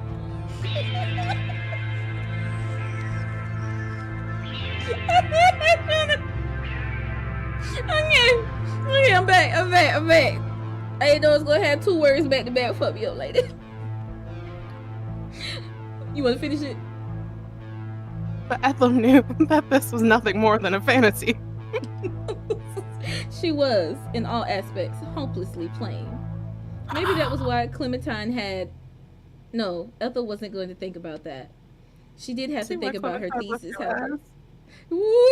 Girl! I didn't get together in the first place, really, though. Oh my god. It was weighing on her. Why, she wondered, had she been silly enough to write her thesis on romantic poets, when they focused so intensely, obsessively, even on things which were beautiful? If they weren't waxing poetic on beautiful women, they were writing of the beauties of nature, of lakes and forests and hills and dizzyingly high cliffs capped with snow. Sometimes Ethel liked to read about the beauties of nature. It was rare that she liked to read about beautiful women. The former was uplifting, but the latter was just depressing. Uplifting women was depressing for you, Ethel?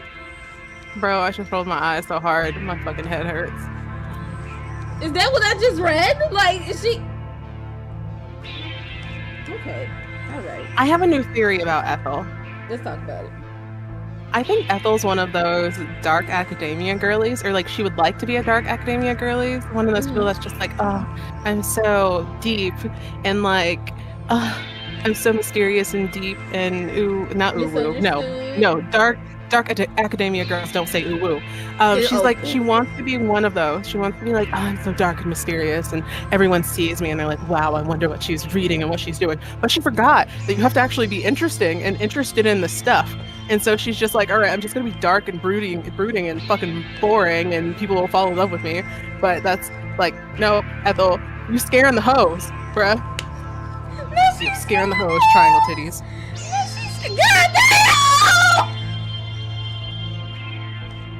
I be trying to tell people it's dangerous around here. Oni said, come on, Elmo, you got this. Oni, I'm sick of you. I'm sick of you. Them big ass words for Elmo, goddamn. You said you can't wait till the new Sucker for Love comes out. I know, I got it on. Not Elmo instead of Ethel. Oh man, you're so silly. I got it on my wish list. Elmo. I'm Elmo. I'm struggling with the words over here.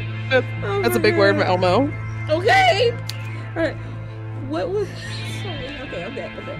Was that why she was struggling with her thesis so much? Was it the subject matter? Uh-oh.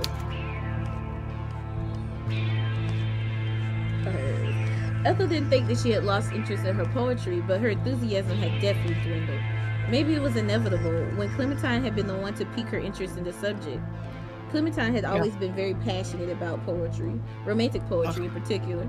Pookie, I hear you! Sorry, let me mute myself. My bad. I'm so through. Oh my god. Through reading these old poems with Clementine, Ethel had found something in them to appreciate herself, something she had never noticed before. But maybe it wasn't the words of these poems she appreciated, but the way they sounded in Clementine's mouth when she spoke them. Had Ethel only pretended to be interested in poetry because she had wanted to have more in common with Clementine? Probably. Oh my god. Oh, Roxanne said hey to me and Pookie. Hey, Roxanne. Man, you Roxanne been going. You said what? Keep pushing, Roxanne. Not keep pushing. Oh my god. Manager Roxanne been, oh my god. Been rocking for a good minute. In retrospect, that seemed depressing, likely. Ethel had wanted Clementine to like her. She had been almost slavish. That ain't slavish, is it? That's slavish. Ethel. Let's go do. We can do. Slap the shit out of her. Right. We about to whoop her ass in the woods, girl. She had been almost a dumbass in the way she had followed her about, laughing at all her jokes a little too loudly, affirming that yes, of course, all of her essays were wonderfully original. So you weren't genuine with Clementine, is what you're telling me. He was desperate for Coochie from the sounds of it. Desperate from Coochie. And Clementine eventually figured out and said, you doing a little too much. Okay. She had even offered to be Clementine's caddy when they had been on campus. Ethel had been only too happy to buy Clementine's drinks from the vending machine or snacks from the student shop whenever she so desired. Ethel had wanted Clementine to like her so badly for such a long time. Then Clementine had liked her, and it had been wonderful. For over a year, Ethel had been suspended upon the clouds. Nothing could have hurt her until it all came crashing down. Had it been that inevitable? Yeah. Maybe she should have expected it. Ethel No, shuddered. seriously, Omni. Ethel, stand up. Really though. She felt Weak in the very knees, cold. Huh? Weak in the knees, ass. Yo, stand up! Okay. She felt very cold and uncomfortable alongside it. This coldness did not abate the further Ethel walked into the woods. An icy chill coiled inside her guts, clenched about her heart like a vice. She could feel it too, upon the crown of her head, trickling down her neck. She could feel... Oh. Was that rain? It looked like Mr. Brown had been right. The rain came slowly at first and irregularly, but it didn't take long before spears of the stuff started pelting down. The rain made everything look faint and blurry, as if it was being viewed through a filter. Something in the undergrowth rustled, and Ethel glanced in its direction, the wind whipping her hair about her face. What was that? Ethel knew the answer to that was probably nothing, or if it wasn't nothing, then it was a small, insignificant sort of something. It must have been a rabbit seeking shelter from the rain, that or a vole, or maybe a sodden squirrel. See, why the squirrel gotta be sodden? Some of the scriptures, I'd be like, you could have just said a squirrel. It's just a wet squirrel. Just wet Squirrel was squirrel. wet. Yo, soap. Nigga was soap. Why you gotta be sodden? Sodden. Like, come on, goddamn, that's depressing. I guess it go with the theme. Okay, there was nothing for Ethel to worry about, apart from the miserable weather, of course. Ethel shouldn't have ventured so far into the woods, but it was too late to worry about that now. She couldn't double back on herself in hopes of avoiding the rain. Her home was a good half-hour walk away. Ethel had come further than she had meant to, and had fallen quite literally off the beaten path. The trees now rose up about her, dark and ominous, like mute watchmen standing sentinel. Ethel looked about worriedly. She had no idea when the rain was going to stop, but she doubted it would be any time soon. She had to take shelter somewhere, but where?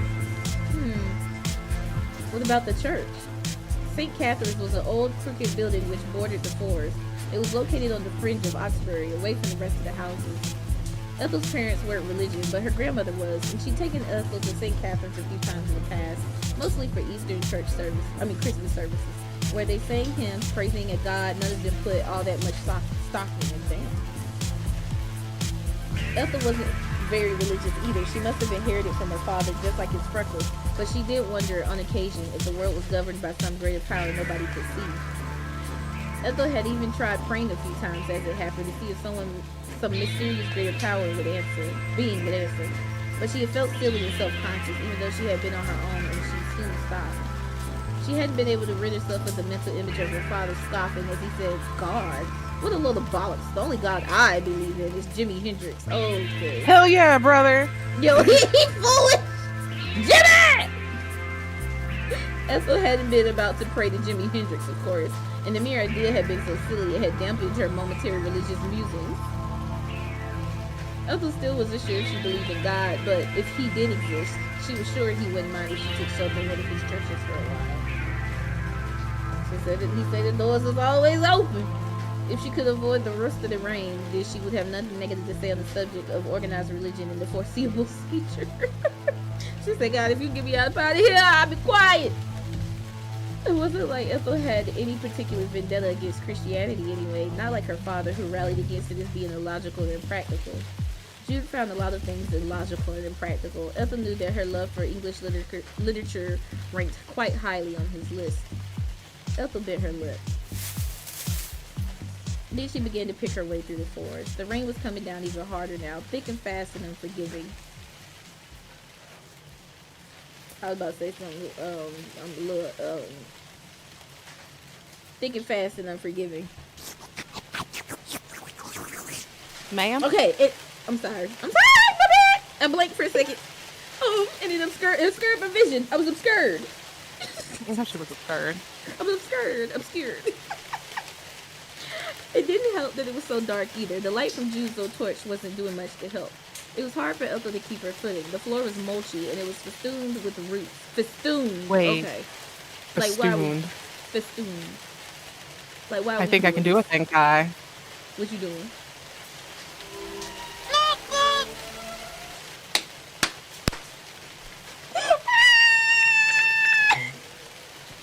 Did you hear it? There's a festoon right there. It's the festoon.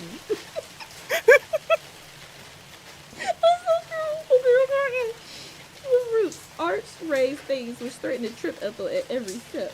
Ethel sidestepped the thorn bush and very nearly walked smack dab into a tree, though she was able to circumnavigate it just in time. That had been a close call. As little as Ethel enjoyed being rained on, she enjoyed the thought of breaking a limb even less. Ethel continued to walk, picking up speed as she did. The church wasn't so far away now. She would be able to duck inside and dry herself off, provided, of course, the door was unlocked. She broke through the last line of trees, her clothes sticking to her skin like tarpaulin, and looked up at St. Like Catherine's. wet clothes. Ah! The church was small and squat, but it did look oddly imposing in the dark, its tiled roof superimposed against the wickedly thin crescent moon. St. Catherine's arched wooden door loomed over Ethel as she approached it, almost consuming in the darkness. Ethel had been sure she would be able to take shelter here, like the persecuted Esmeralda in the Hunchback of Notre Dame, but maybe not. It wouldn't have been too surprising if the warden had locked the church come sunset. It wouldn't do to have vandals lying waste to its interior, making off with the burnished bronze candlesticks and the prayer mat. Ethel didn't think there was anything worth nicking in St. Catherine's, but some people would take anything if it wasn't nailed down. It wasn't like there was much else to do in Oxbury other than look for the potentially decomposing corpse of the presumably dead Delaney girl. But now she had come this far, she felt compelled to try. It would have been foolish to back down now. I like the rain sound. It's very soothing. Ethel paused to wipe her brow free of rainwater. Not that it much mattered, really, given how fiercely the rain was still pouring down. Then she reached for the wooden door of St. Catherine's. She pressed her palm against the door and pushed inwards. She didn't expect the door to give way beneath her touch. She was starting to feel decidedly pessimistic. But Ethel gasped, surprised as the door cleaved beneath her touch. So it was open after all. That was reassuring. Ethel pushed against the door with more strength than before, and the door swung inwards. The door was heavy, but it offered little resistance, creaking loudly like some subterranean monster. Ethel could see a sliver of the church through the gap which emerged, and she could see it was dark. This, however, was to be expected. It was very late at night. It seemed unlikely that there would be anybody else there at such an hour. She would have been alarmed, in fact, if there was. It came as a great surprise. Therefore, when Ethel finally slipped inside the building and she saw her.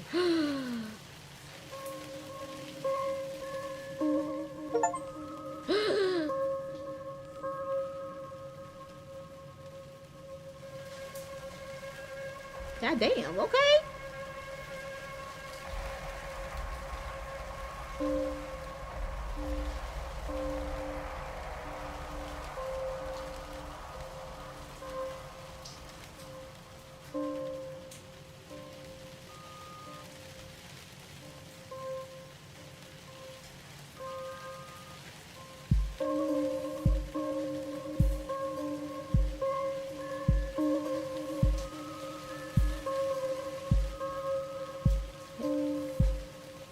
Do I?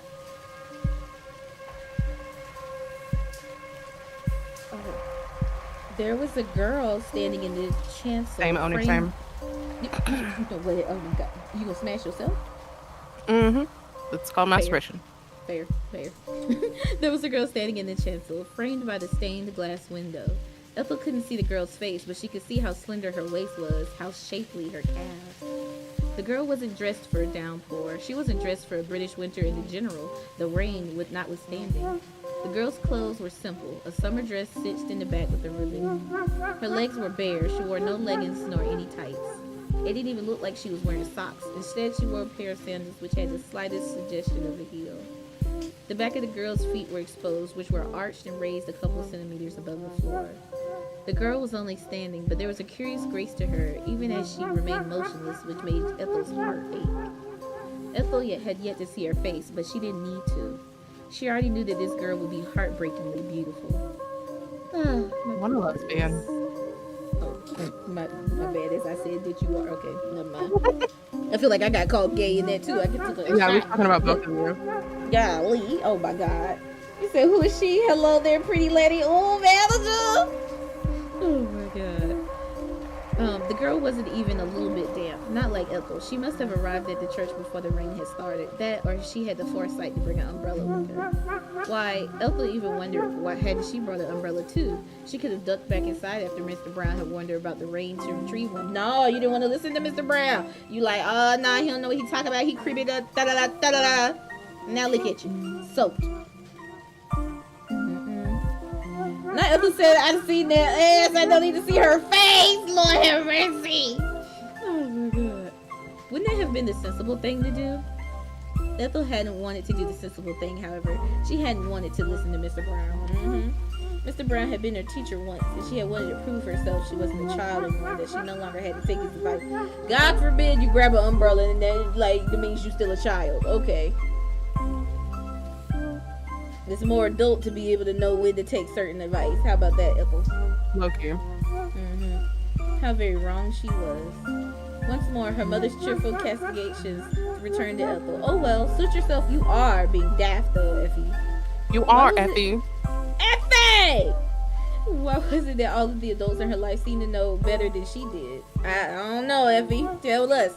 Lauren had never been to university, and neither had Jude, but they were far more sensible.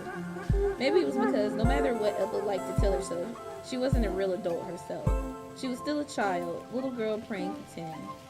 But there was little sense standing there sadly, smelling of petrichor. Petrichor.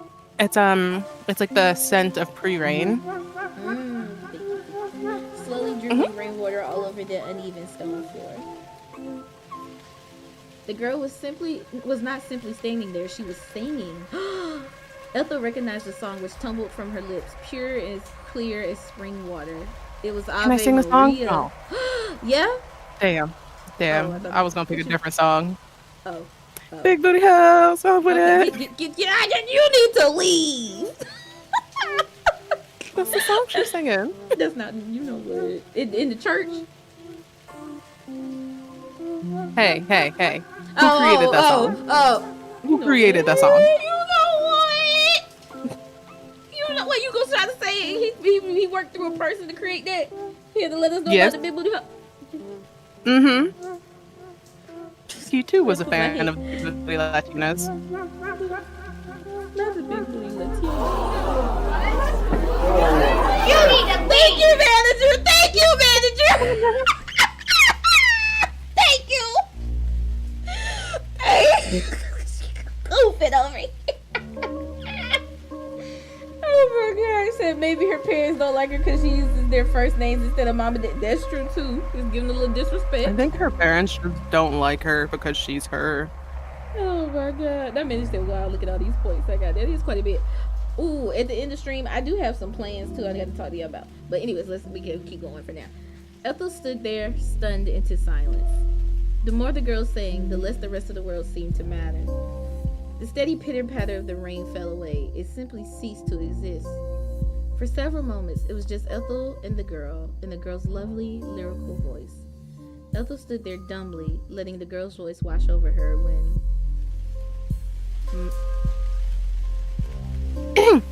My, what do we have here?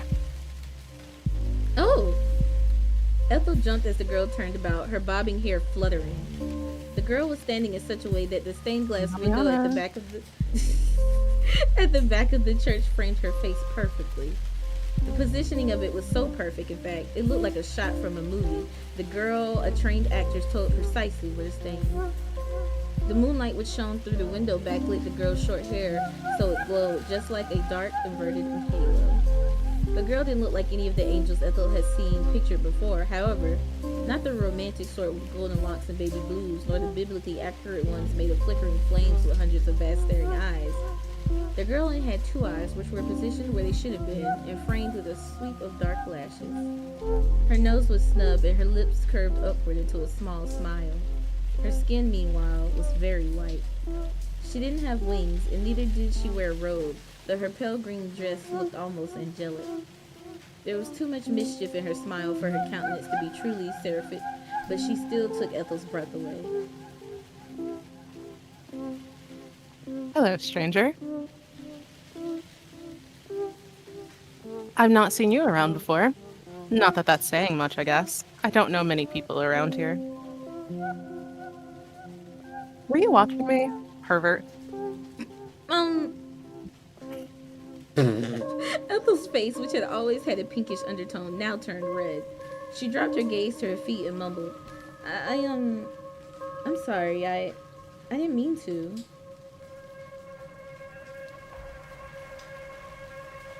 So you were watching me. Creep. Ethel gnawed. Please. Ethel gnawed on the damp, fleshy inside of her cheek. A few moments of silence passed, silence which was filled with the steady pitter-patter of the rain outside, which fell on the grass and the dirt and all of the tombstones. Ethel could feel her palms beginning to sweat. Slowly, like a mechanical doll in need of recalibrating, she nodded. Thought so. She's having a gay panic so hard right now, it's so great. I'm glad you're not a liar. I like honest girls. Girl. Ethel frowned. Manny had taken great offense about being called a boy the moment he started secondary school. He was in year 9 now, but his voice had dropped and he already had facial hair and everybody called him a young man. Why then did Ethel have to be a girl when she was already 21? She was too old for it, wasn't she? See, like, girl, she's just, like, girl, come on, it's like, girl, like, you know, wasn't she? Oh, don't you like being called a girl? I didn't offend you, did I? Oh no, it's fine. I don't mind. I mean, I probably offended you more with my staring. I should have said something. I'm sorry. Aw, you don't need to apologize, silly. I don't mind. You don't? The girl shook her head. I was only teasing. It might be rude to eavesdrop, but I prefer singing when I have a captive audience. Otherwise, it feels a bit pointless. So, what did you think? About what? About anything, you fucking blockhead. Oh my god, can you please? Sorry. About my singing, obviously. Was it good? Great? The best thing you've ever heard? Now she said this isn't a game, it's just Cloudy and Jay flirting. Gas! No, seriously. You all must sit here and whisper, witness our sapphicness. Kai, did you... What? Did you suggest this game so we could just flirt at each other for like hours?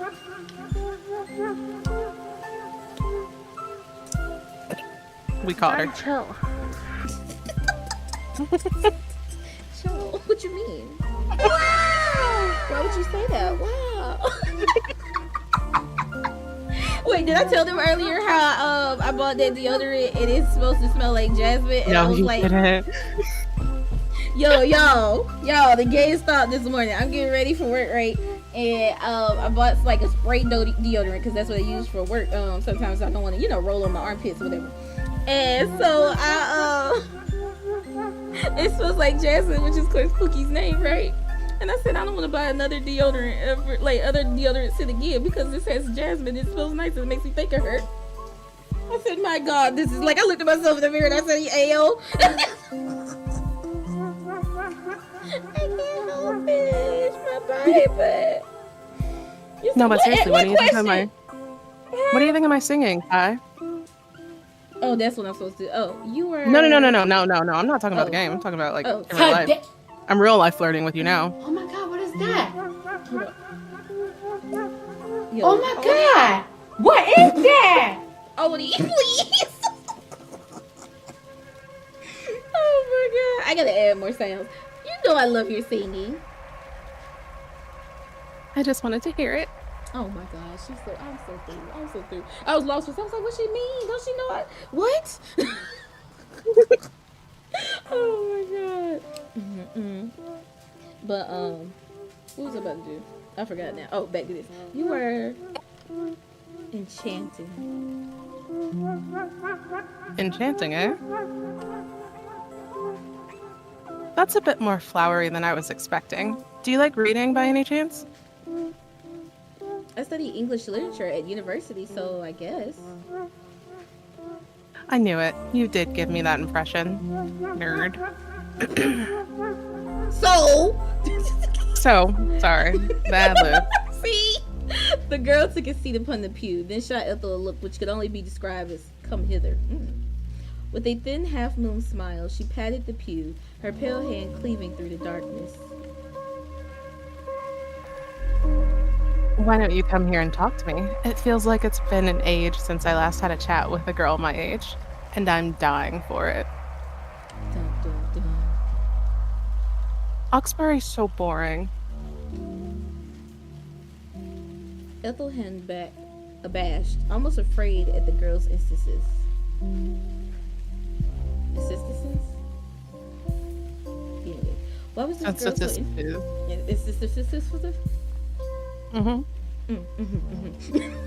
Why was this girl so interested in her? She wasn't anything special. It seemed ludicrous, unthinkable even, that she should care. The girl really must have been bored. Was Ethel her last resort, a last-ditch attempt to keep herself amused? God damn, Ethel. Hello? Ethel really be standing there thinking these things, bro. Because why would she say, hello? Jesus, Ethel, you really be standing there just blanking out at people? Oh my God, girl. All right. Anyways, the girl cocked her head to one side, her smile an amused, impish one. Didn't you hear me? I would have thought the rain would have washed those ears of yours out. Won't you come and sit with me? I can hardly have a conversation with you from all the way across the church. Unless you're afraid that I might bite. I hope so. Ma'am. I'm sorry. I blanked out. All I hear is your voice. Ethel allowed herself to think briefly of the girl's bite. See? Of the girl's bite, of sharp incisors digging into her throat, something like from a Gothic novel, and she shivered. She wasn't sure if she wholly disliked that thought, and this left her feeling unsettled. Oh, no, it's fine. I'm not afraid. I'll sit. Ethel crossed the church, her soul slapping against the flagstones, thud, then sat. She was still damp, and droplets of water slid from her clothes as she walked. Small puddles tracked her progress from the entrance of the church with its doomed door all the way to the pew where she settled herself. Ethel's long skirt was clinging to her thighs, and her sweater was uncomfortably damp. Ethel tended to wear baggy, oversized clothes, but the rainwater had rendered them uncomfortably skin-tight. Oh, shoot.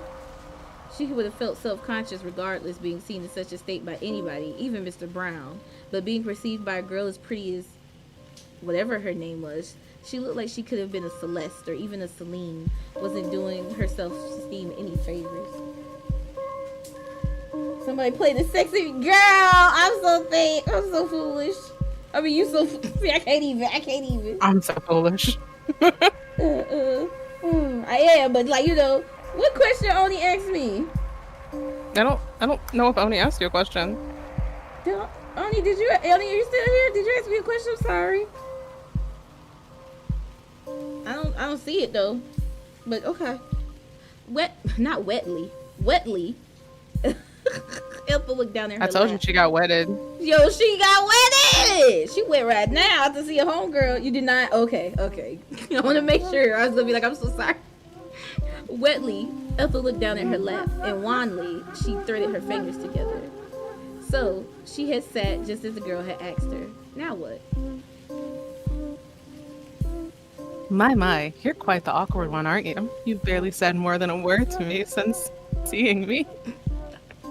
Now she calling her out. Damn! That's what she Please needs. don't tell me you're really afraid of me. What? Oh, no. I'm just Gay. shy. And gay. Damn. Wow! Once again, wow!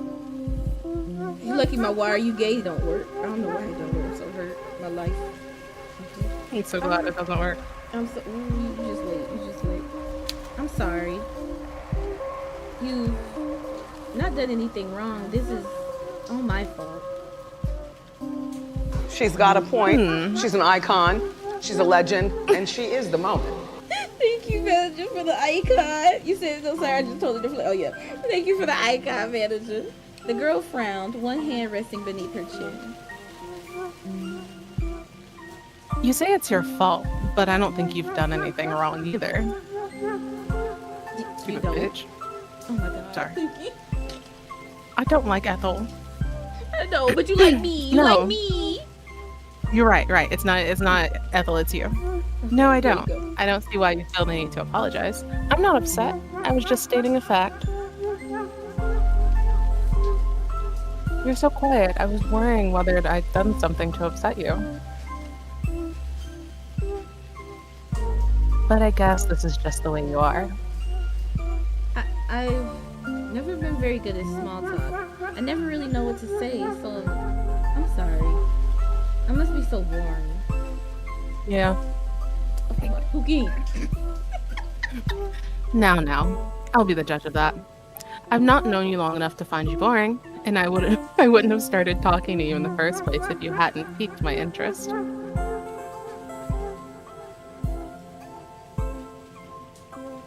You don't think I'm a poor judge of character, do you? Well, I'm playing.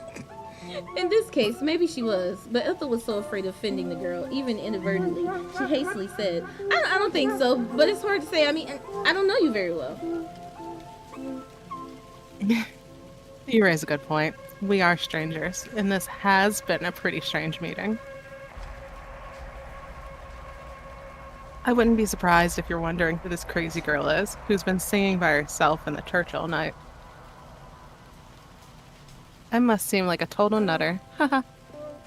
Nutter is crazy. Another is crazy. I don't know if I'd say that. You probably wouldn't, no. I think you're too considerate. I wouldn't be surprised if that's what you're thinking, though. Well, Go on. You can be honest with me. You must think I'm barmy. Barmy? golly, what? I don't know if I'd call you that. But this is a bit strange, I suppose. Oh, come on. You're being too generous. I know I'm more than a bit strange. Pookie, I just had a moment, like a flashback moment. Do you remember you used to read to me, like, the stories and stuff offline? Yeah. Oh my god. Dude, like, I just had a moment because I, like, I really just, like, blanking a little bit, listening to your voice. And then I'd be like, holy shit, wait, memory. That's crazy. Oh my god. Oh my god. Seriously. That's like, wild. Oh my goodness. like during our endless phone calls, Yes. Oh my gosh. I would be like, read this fan fiction with me. Yes, you would. Oh my god. Wild times, girl. Wild times. Your hobbies might be a bit unusual, I guess. At least I have hobbies. Sorry. Again with the tact. You make a good politician.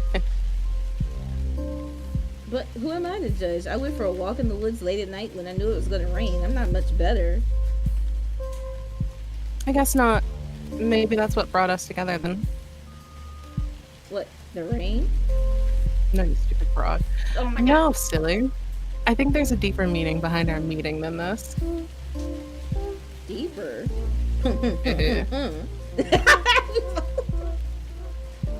Yeah, we must be like two alike souls, or maybe two birds of a feather, if that doesn't sound too out there. Girl, I'm pretty sure you're a mushroom. We're both weirdo, so we ought to stick together. The world isn't very accepting of people like us. Oh my god, this is literally how me and Kai met. Weirdos together. Now, what's your name? Surely you must have one. Oh, I'm Ethel. Ethel's voice was quiet when she replied, as if she was repeating a cuss word, and to her ears, it might as well have been one. As far as names went, Ethel wasn't very flattering. It was so old-fashioned, it spoke more of elderly spinsters than it did 21-year-olds. Well, at least she know. We was definitely Only wrote that part. I only wrote that part for sure. Shania had teased Ethel about her name incessantly, as though she hadn't been named after the country singer. Shania, I told you, Cookie, we was on it! Fuck Shania Twain! Oh my god. Ethel would have preferred to be a Shania any day of the week over boring old Ethel, though. Ethel often resented her parents for landing her with that name, though it was mostly Lauren's fault. She's supposed for naming her after her grandmother. Knew it. Ethel's great-grandmother. What? We knew it. We knew. I'm telling you, we called all this, girl. Especially when her brothers had suitably modern names. Why was she the only one stuck with the name plucked straight from the dusty archives of a Victorian poorhouse? Now she hates you, girl. That's never you. They said I already know we ain't fucking with her from the jump. I mean, what if she had a different name and at some point as a little kid she did something and they were like, oh hell nah. They said this bitch is Ethel. It was so unfair. The girl didn't seem to mind Ethel's name, however, because she laughed. Oh, how pretty. Oh, I'm lying. No, it isn't. You're teasing me. No, I'm not. Honest to God. We're in a church, and I never dare take the Lord's name in vain. I'm a good Christian like that, you know? You are? No, I really am pulling your leg. Right. Well, I suspected as much. You shouldn't be so self-conscious, though. Ethel's a perfectly nice name. I've met girls who were saddled with much, much worse. Right. Well, try telling that to Shania. Who's Shania? I said jealously. Oh, nobody. She doesn't matter. Not anymore. You wouldn't know her. Ethel's voice trailed off. Then she frowned. By the way, where are you from? You aren't a local, are you? Oh no. And thank the God, I don't believe in for it. Hey yo. Yo.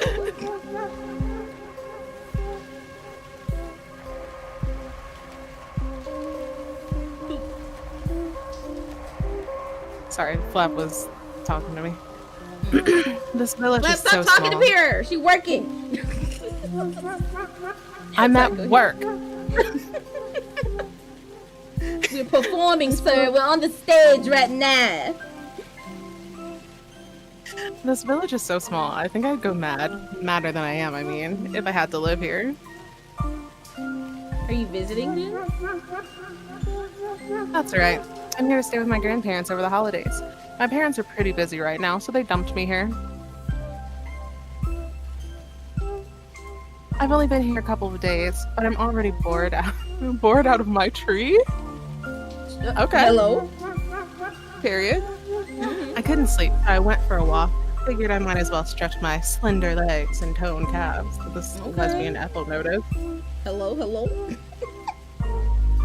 I was afraid I'd go stir crazy otherwise, but maybe it's too late for that. I see. Will you be staying in Oxbury for long? Not too long. My parents will be picking me up in a few days. Oh, right. Of course. Ethel tried to keep the disappointment from her voice when she spoke. Why should she care when the girl went home? She hardly knew her. She still didn't know her name, in fact. Maybe Ethel thought weirdly she should have asked that girl that first before inquiring if she was a local to the area. That would have been the polite thing to do, but Ethel spoke to others. Please. But Ethel spoke to others so rarely, she found it difficult to know what the polite thing to do was. She was so awkward. Well, there was time enough to right this oversight. I'm sorry, but it just occurred to me what... I might not have been born here, but I am pretty familiar with this village. I know my way around, rather. Well, which is how I wound up here. Not that that's saying very much, since there isn't all that much to know, but you know what I mean. Right, Ethel blinked. Her plans to ask for the girl's name summarily scuppered. Girl, you so ask. Yo, right, there was a small pause. That was the moment. Then, do you come to Oxbury very often? Like, you could have done, like, okay. More often than I'd like. This place is pretty dead, but oh well.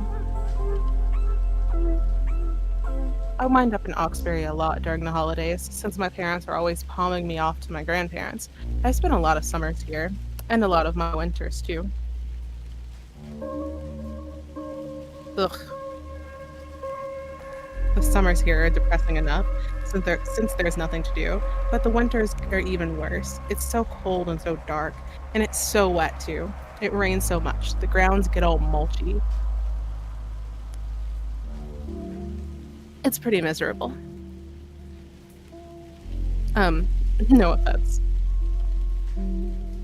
I don't want to insult this place too much. Not when you were born here. I hope you don't mind. Hold on, Cookie, let me read the chat. Oh, the reason Key has not been here is because he's been busy. I wonder if he's still been working. I was thinking about Key the other day. I was wondering if he's still working on not 3D printing, but doing the stuff in Blender and everything. Yeah, that was really cool. Just talking to Oni. I'm telling you, season 3, manager, that season must have been absolutely garbage. This like the third time you done told me, girl. Look, we still got to get through season 2. Don't spoil it for me, manager. But we gonna come back when I watch season 3. We gonna talk about it, okay? Now they gonna get married if they make a second one of this. We might get married at the end. No, you said Pancakes is gonna be mad. He gonna get on the mic. Yo, he gonna take over and be the girl. Now Ethel get her number right. Ethel, come on now, shoot your shot. Come on, shoot your shot. Alright. Oh. It's fine. I'm not offended. Actually, I agree with you. Well, good. I'm glad I'm not the only one. It's a different story with my grandparents, though. They love this place. They've been living here for... God, I don't know. Their whole long lives, more or less. So they're pretty settled. They won't hear a bad word against Oxbury. They're obsessed.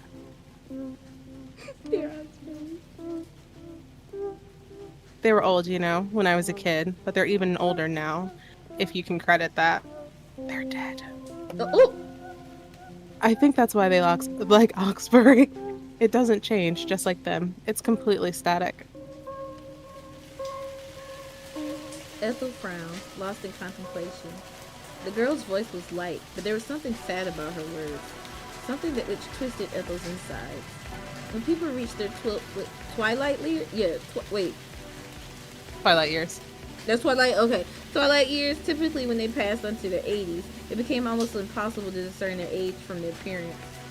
There wasn't that much difference, or so Ethel had always thought, between an 80 and a 90-year-old. Old age had anonymizing factor. It stripped the individuality out of people, rendering them indistinguishable from one another. Thank you. That's scary. My girl's so I don't want to. Yo, good grief. I don't want to be an anonymous old person. Man, wait. I at least want to be known. Yeah. Like, damn, we just floating through. Yeah, okay. All right. I mean, hey, we were supposed to get raptured anyway, so, you know. True. Oh, damn. Is it 10 o'clock yet? We missed the second wave. God darn it! Oh, my gosh. Ain't nobody say nothing. Why y'all didn't tell us we supposed to be ready for the rapture? I think Oni was going to say something, but I think Oni got raptured.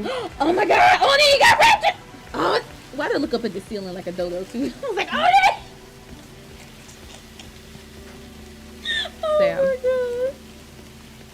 Let me get back to it. As far as Ethel was concerned, old people were all white-haired and roomy. God damn, Ethel! Their faces scored with wrinkles. People don't Their like fingers, shit. like what? Their fingers were choppy, their hands shook, and they complained of myriad problems: bad backs, bad eyes, bad hearts. Ethel didn't like the body she inhabited at the present. She'd been teased over her appearance one too many times, but she liked the thought of getting over it even less. Now, how did she get teased? Was they like, oh, look at all those spots on your face? And she was like, oh my god, they hate me. Oh my fucking god. It was the titties. She heard the titty comment. That's what it was. Well, get a better bra. What the fuck you want, Ethel? Oh my god. Stop by the square bras, Ethel. You gotta go the triangle ones. Ethel Haters Club. Oh my god.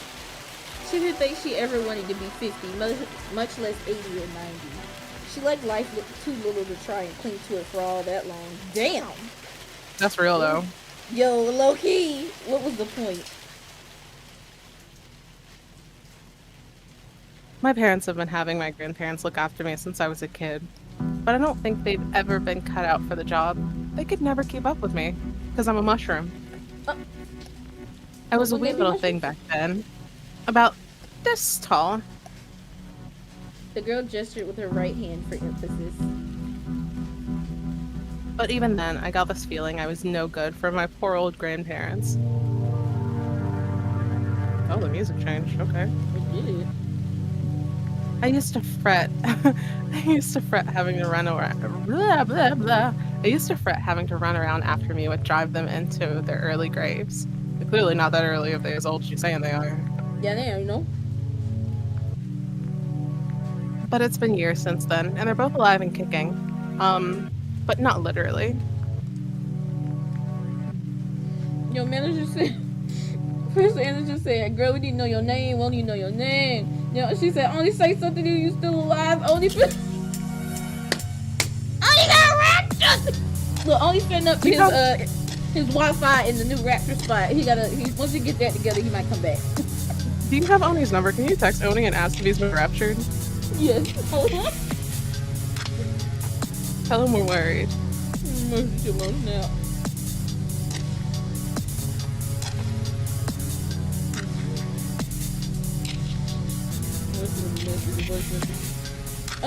Are you still here, Oni?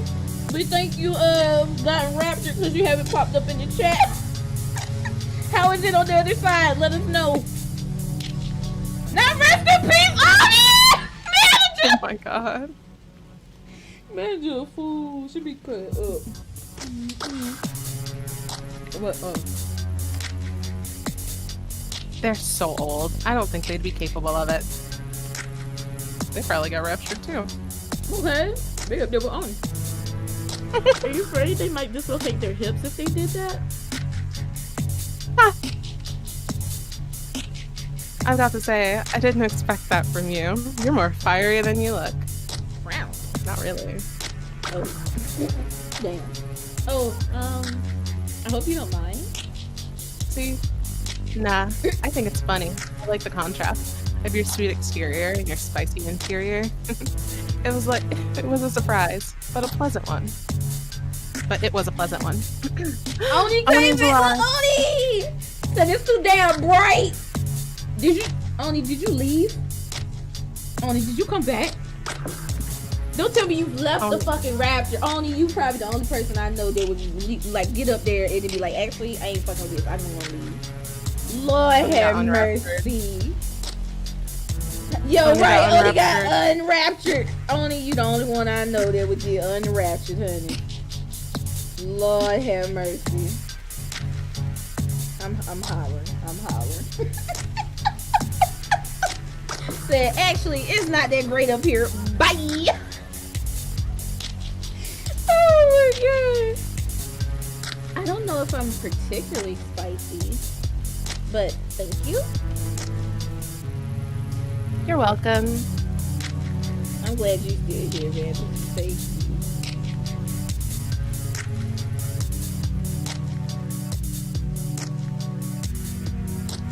Oh my god. It's like a Waffle House. Leave came back. They gave me back real quick something about not wanting to fight me in heaven. What you say, Oni? What you say? I know you got up there and said something. Well, we glad to have you back with us. I hope you're not getting the wrong idea, though. I know I'm being mean about my grandparents, but I do love them. But they old asses. Old unraptured asses. Oh my god, I can't poop. They're the only grandparents I have, and I owe them a lot. I hadn't even looked up. I'm sorry. I know you. But did you lucky? They're dear to me. That didn't sound convincing. But I've had to spend a lot of time with them in this pokey little village, and it does get stifling. Someday I'd like to take off, see a bit more of the world. It's all very constricting. What about your parents? Where do they live? In heaven. Oh, some tiny town not too far away from here. And have they never taken you on holiday with them before? They've never bothered. Whenever they go anywhere, I've always been dumped here with my old folks. And let me tell you, they really are old. I'm not even sure if they're pushing 90 or maybe even 100. Good lord. He said, can I please tell me you guys were joking about this right there? You guys, outside manager. No, yeah, we just kidding. It's just, I guess some people have been talking about it online, but obviously by now we would have heard something if it was an actual thing. But now we just picking at it because we're like, okay, how y'all know it's gonna be a rapture today? 3 different rapture times? Come on, y'all need y'all be consistent. I ain't trying to get raptured until they get their shit together. Like, hello, give me a confirmation, time, date, number, location. I'm just gonna go. Like, my hair done. Like, hello, like, golly, like if I was to get now, I'm in a bonnet and a big t-shirt. Like, I can't do that. Not my heaven outfit. No. But yeah, sorry, manager. We don't mean to scare you or anything like that. The world just so right now. We gotta kind of laugh to keep it going. But okay. To keep from crying. Okay. 100. Ethel stared, all the while trying to solve some basic mental math. Ethel's grandparents on her mother's side were relatively young as far as grandparents went, and they'd had their mother when they were in their very early 20s. Her maternal grandmother was only 62, her maternal grandfather 66. Her paternal grandparents were a bit older. They were both in their mid-70s, but they weren't pushing into their 80s just yet, and they definitely weren't close to 100. This girl's family must have skewed awfully old. Skewed? Yeah, skewed. I think she's saying like the girl's family must have just had kids late. That's what I was about to say, but I was just about to be like, it was fucking wild. Yeah. Ethel was still thank you. Ethel was still trying to work this out. Something the girls seemed to notice because she smiled. I'm exaggerating, of course. Or am I? Oh, right, of course.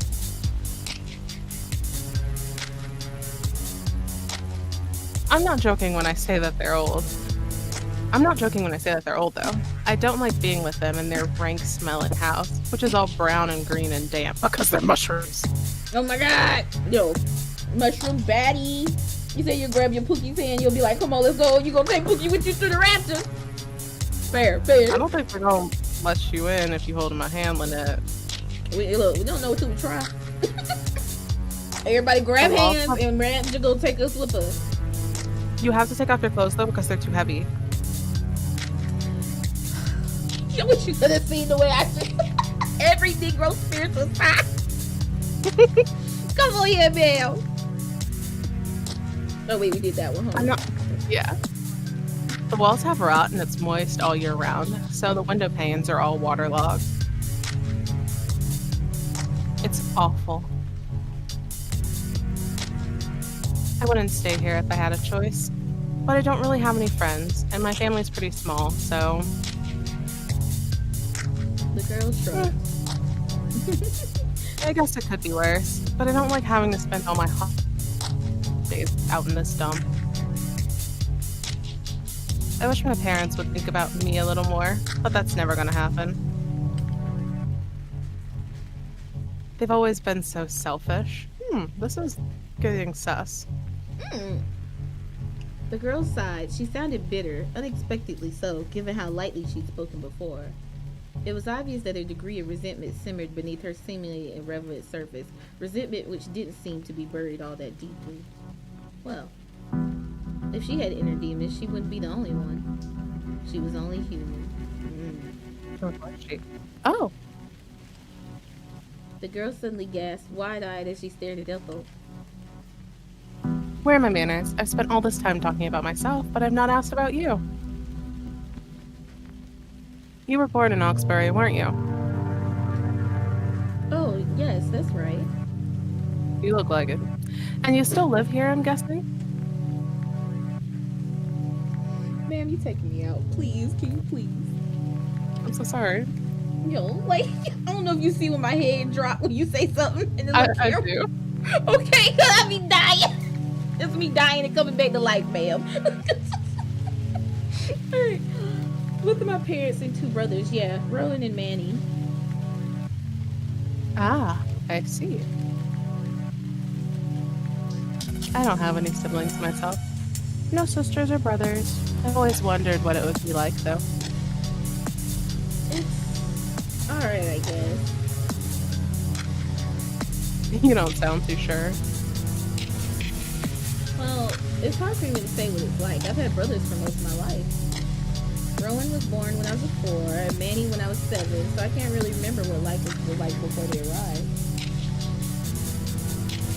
I see. That sounds kind of nice. If I had a sibling or 2 to keep me company, maybe spending all this time with my grandparents wouldn't be so bad. Well, who knows? Maybe they'd just annoy me. I don't know if I'd like to share my stuff with them either. I can be pretty selfish. The girl's eyes glinted when she said this, with a spark of mischief which made Ethel's skin purple. There was something a little unsettling about the way she looked at Ethel. Her eyes were intense, as though she meant to devour Ethel from tip to toe. Not the rooter to the tutor. Hello? But surely that was nothing more than a fancy. So, where's your family right now, Ethel? Are they back at home waiting for you? Say yes, Ethel, say yes. Right! I hope that they're not worried about you. It is pretty late. I wouldn't want to make them anxious. Oh no, it's Oh, fine. that's good. Oh my god. Sorry. They won't be waiting. I mean, they're not even home. They're going to Australia. She's about to die, y'all. She about to go. Australia? That's so far away. I've never been before. But is it true that their seasons are all mixed up compared to ours? They're reversed, yeah. The winter is like our summer. It's nothing to do with hemispheres. Crazy. I'm so used to wet, damp, cold Hawkesbury. I think that would take some getting used to. That's what I thought too. I was worried going there would throw me off, especially when it's been so cold here. Is that why you didn't want to go then? Did you turn down their invitation? Or did they not invite you? Oh. They did, yeah. My ticket was booked and everything. Mom had been planning it for a few months, ever since April. Excuse me, Ethel? And you said no? That's why I don't like you, Ethel.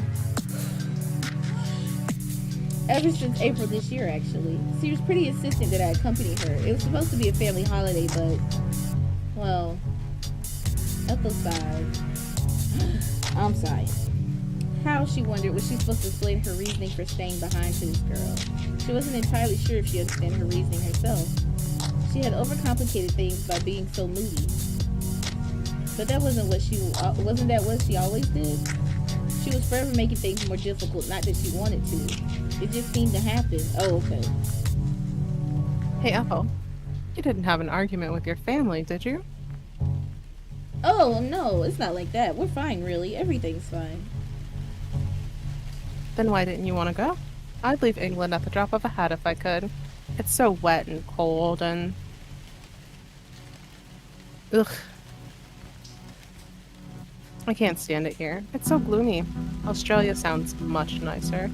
And Bang Chan's from there. What? Really? Yeah, he's Australian. Him and Felix. See, from the day he was born, Felix just been doing shit. Just being born in Australia and shit. Like, hello? Crazy word. Crazy word. It does sound nicer, but... What? The girls shifted a little closer to Ethel, so much so their thighs brushed. Don't you like being with your family? Don't you get on with them? It's not that I don't get on with my parents. They're nice enough, I think. My mom nags me about my clothes and my hair sometimes, and my dad can be a bit insensitive, maybe. Ethel thought back on the numerous occasions she tried to practice her violin at home, occasions which had been swiftly terminated by her dad telling her to put a cork in it because he was trying to watch the telly. Good night, Oni. Love you. This has been, oh, you never know, Oni. I'll see you tomorrow. Have a good morning, too. But they're not bad parents. They're not abusive. Other people have it much worse. It'd be unfair of me to complain. And yet, despite that, you still didn't want to go on holiday with them. It's not like that. What is it like then? It's my fault, really. They've not done anything wrong. It's all me. What's all you? I don't understand.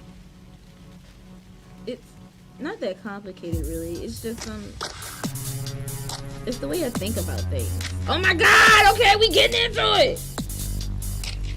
My parents are fine. They're lovely, even. And my brothers, we argue sometimes, but I think that's normal. All siblings argue. Clementine always picks fights with her sisters too.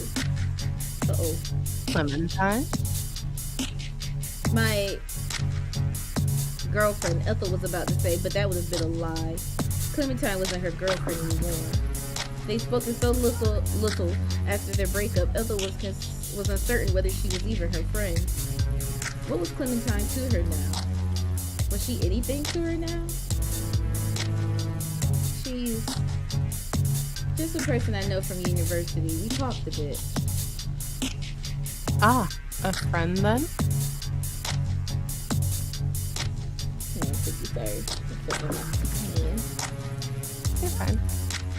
Did I ever show you that you're at my desk? What you mean? Hold on, I'll show you. I swear I thought I sent her this, guys. I'm at my desk. What do you mean? Did you put your name on my desk? She's about to swoon, y'all. Just wait for it. I'm so lost. Snap. Oh, okay.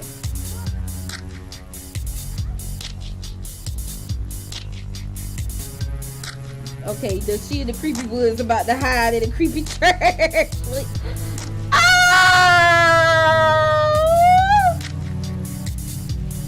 Told y'all. Oh my god. It's so cute. Oh my god. Aww. Okay. I know you got me. That's it. Alright. Oh, you're so adorable. Now I feel like, I mean, I got my Karoni pin up here, but I feel like now I need something else to be like, oh, that's you. See, now look, I now saw it's this, gonna like, have me on the hunt. I saw this at GameStop and was like, oh my god, I need her. Yo!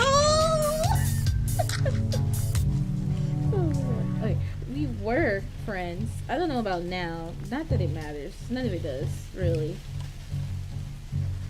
What doesn't matter? My feelings, maybe? I've been down a bit, I guess. I couldn't tell. Damn, I came in with the depression. But it's all very silly and it's mostly self-inflicted anyway. I just get like this in strange moods. I mean, that's what my mom says. She think I should buck my ideas up. Maybe she's right. It's not like I want to feel sad.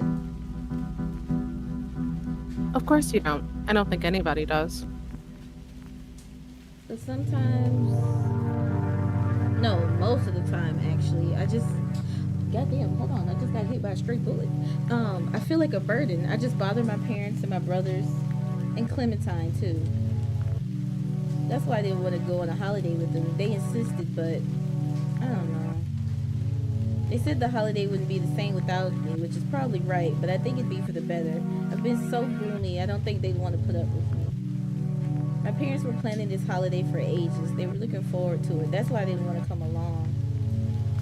I know I'm not in the right mood to enjoy it. I'd make everybody unhappy and then I'd spoil everything. I think Ethel's fingers lying on her lap curled in on themselves. Her nails, which were short and serrated, she'd been biting them lately. Those a habit she tried to kick for years to kick, digging into her palms. Her shoulders shook. Then very quietly she said, I think you'd be happier without me. Oh, you done fucked up, Aaron. Oh, Lord. Clementine certainly had been. Who was to say that her family wouldn't share her opinion? I'm sorry, I shouldn't have said all of that. I was being real silly, really. I know my family do care. Obviously they do. It's just sometimes.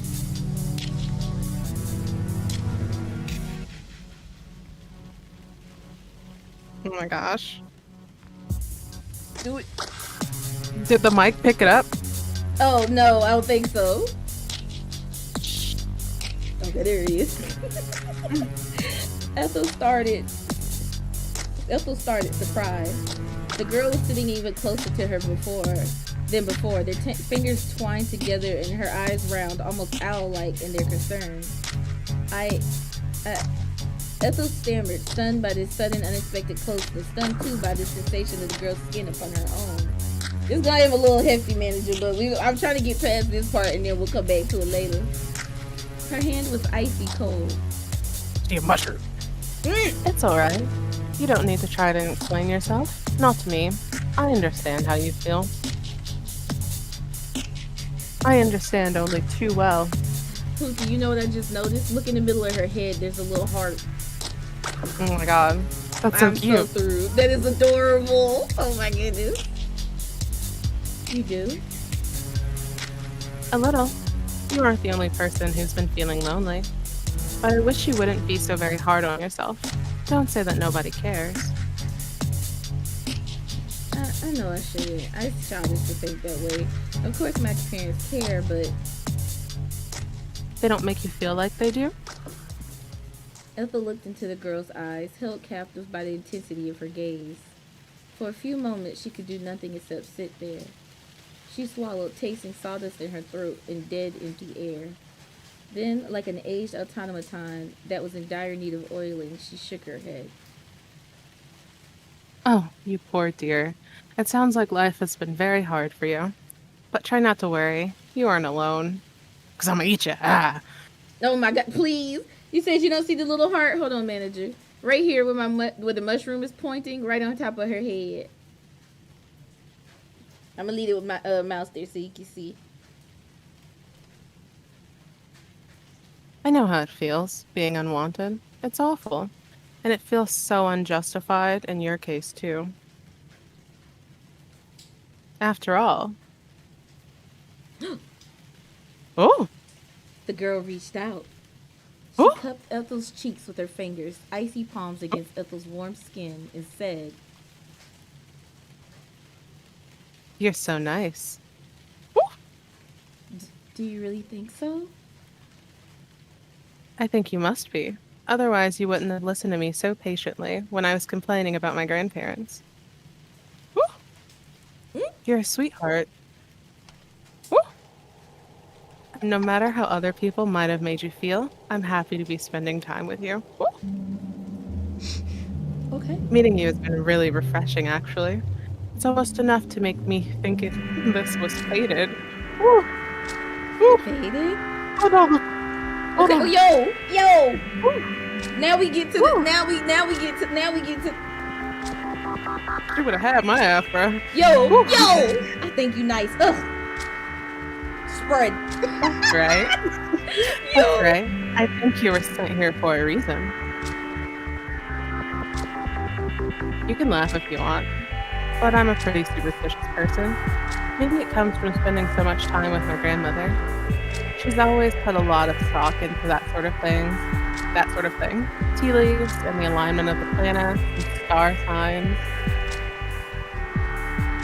And I don't think our meeting happened for no reason. It must have been ordained by, I don't know, fate, destiny, karma, kismet. Call it what you will. Maybe it doesn't matter. Maybe I've let one too many of my grandmother's silly stories get to me. The girl leaned in even more closely, if such a thing is possible. Then quietly she said, But there must be a greater reason behind why our paths crossed tonight. I'm sure of it. I've been so lonely here these last few days, with nobody my age to talk to.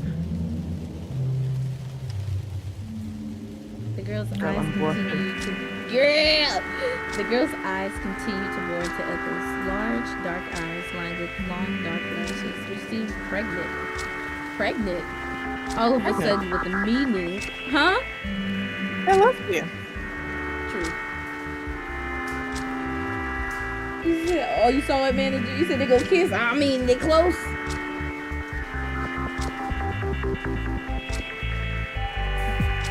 But now I have you. Oh? You have me. Yes, I have you. You're mine now, just like I'm yours. Okay. I can be your strange singing girl who takes refuge in the church at night to recite hymns. And you can be my wet, windswept stranger, come in from the cold. Okay, I hate you. I'm sorry. I'm so sorry. I'm sorry. Look, I can't do the why are you gay? I at least got to do that one. I'll wait for you tomorrow night. Oh, Go back. Go. I'm sorry. Please, I need a break. Go ahead. Okay. Can managers to your managers just has in her left hand. I'm trying not to scratch hard. What's in your left hand? Did you get bit by a bug or something? You got a bump on your left hand, manager? Wait, see what she said. Go ahead. I needed a sip. I needed water. I'll wait for you tomorrow night, too, in this church, and we can have another wonderful tryst inside this crooked old building. How does that sound? Don't you think it's romantic? It's just like something from a fairy tale. Ethel thought of this. The girl's icy fingers. Why are they so cold? I thought you were going to scream, she's a mushroom, upon her own. And as she did, she felt herself blush. It wasn't a very pretty blush, of course. Ethel wasn't very pretty in general. Ethel, come on. Her blushes, when they came, were uncomfortably tense, red and blotchy, and not so very dissimilar from acne. Okay, maybe it is ugly. Oh no, my nose leaks. Hold on. That's what I get for leaning my cute of head. you. Huh? That's so cute of you. Ah, it's brain juice. Aw, my cookie. You made me ink. It's okay, Pookie. I have you now. Oh my goodness. Ah. You said you have a bad itch, manager? Dang, I'm sorry. Sometimes you gotta like slap it. If you can't scratch it like that, just try to like pap it a little bit. Or put some heat on it. I've heard helps too. Okay, we back. I got teachers. She wasn't attractive. She ain't no diva. Sorry. Ethel knew she wasn't attractive, but she wondered in that quiet, understated moment in the church whether she was pretty to the dark-haired girl who cupped her cheeks. If this is a fairy tale, then would this have a happy ending? No, girl. Well, now, that depends on whether you come back, of course. Oh, she got riz. Oh, I'm sick. I'll be waiting here, so don't be a stranger. Stop on by. If you don't, I think we'll both regret it. Ooh. Damn. I mean... Impishly, the girl smiled. Then I won't be able to do this. The girl dipped her head before Ethel could say anything, before she knew what was happening. Ethel soon felt something soft against her lips, and she gasped. She could hardly believe it, but the girl was kissing her. The kiss lasted but for a few seconds. It was a little more than a faint blushing of lips, but it was enough to make Ethel's heart stammer. She knew, as the girl kissed her, her palm still pressed against her cheeks, that this signaled change, though what sort of change it was exactly remained a mystery. It was undeniable, however, that this would alter her holiday for the good. Things would never be the same again. The girl had branded her. My Pookie's brand is on my left cheek, by the way, y'all. Her kiss It is? Didn't we do the left? Uh-oh. We did the left? You know I can't What? see back there, Pookie. What? What? I don't... What hell are you talking about, lady? The branding! Oh, okay. We're talking about your... I thought you were talking about your face. Jesus Christ. Now you choose to be wholesome? I was picturing your face in my head, and I was like, did I brand her face? I didn't brand her face. Oh my God. Oh, manager. Back. Pookie, Yeah. Oh, but no, you so Real hot girl shit. Oh, I got you on that one too. Real hot girl shit. Okay,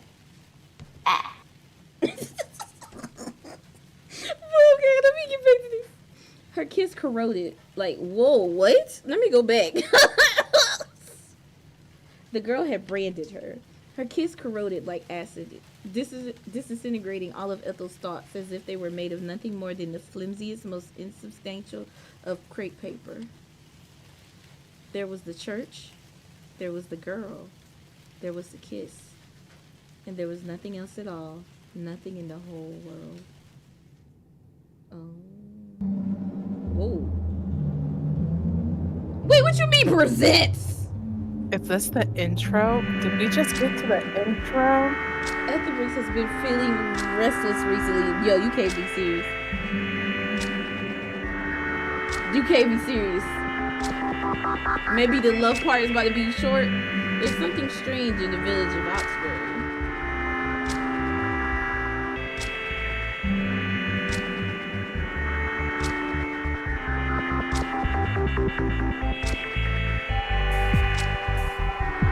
The girl.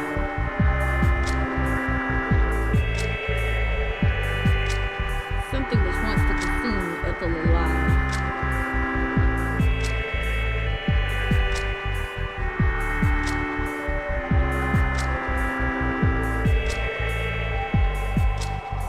And as the days start to blur together, Ethel begins to wonder.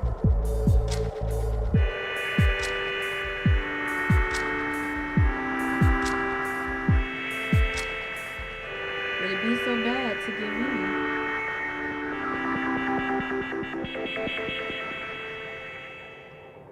Her love like poison.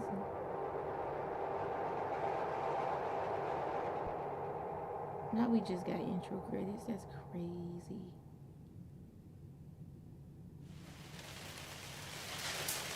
This is crazy. Yeah, it was. The rain had let up somewhat when Ethel picked her way back home, but it hadn't abated yet. A fine smattering of raindrops continued to fall from the Obsidian sky, drumming disaffectedly against the foliage above and about her as Ethel trampled through the forest. The ground was muddy and uneven, and Ethel had to take great care with every single step she took. One wrong move could easily spell a sprained ankle and muddy knees, bruised and bloody palms. The rain struck Ethel's scalp. It trickled down the nape of her neck. It stuck her clothes to her skin and it chilled her to the bone. By the time Ethel finally managed to make her way back home, more than half an hour later, she was sniffling. Ethel shed her shoes at the front door and shed her coat not long after. Her shirt, her skirt, and her socks all wet the moment she made her way to the bathroom where she ran herself a bath. Oh. This is pretty. Then she sunk Oh, into that's the beautiful. tub, right? Sighing with relief as she submerged herself within the waiting water. If there was one positive to being caught in the rain, it was that taking a nice warm bath always felt better when chilled right down to the bone. Ethel could feel the bathwater restoring life anew to her icy body. It was refreshing, rejuvenating even, and she sighed in a dazed relief from it. Ethel almost believed as she curled herself up inside the tub that she was being reborn. Oh, safe. Oh my god. No, safe? safe. Oh, okay. Yeah. I was like, wait.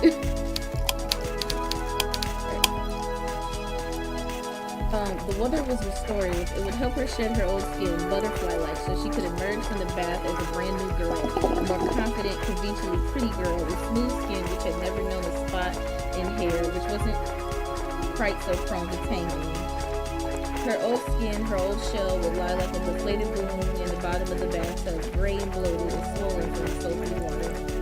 Ethel would deride it.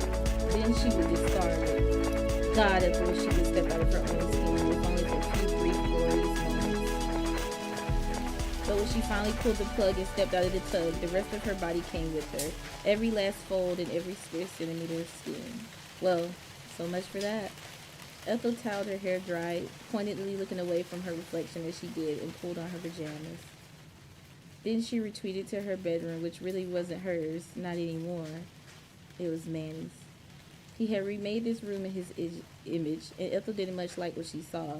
It was a room which was obviously meant for a teenage boy, so much so she felt like an interloper. Manny might not have been there to chase her out of his room, but his disdain lingered. She didn't belong there. Feeling displaced and disoriented, she lay back on Manny's sheets and let her eyelids fall shut. Had the events of that night really happened? Had the girl truly kissed her? It was hard to say. Everything had unfolded with subtle sense of surreality.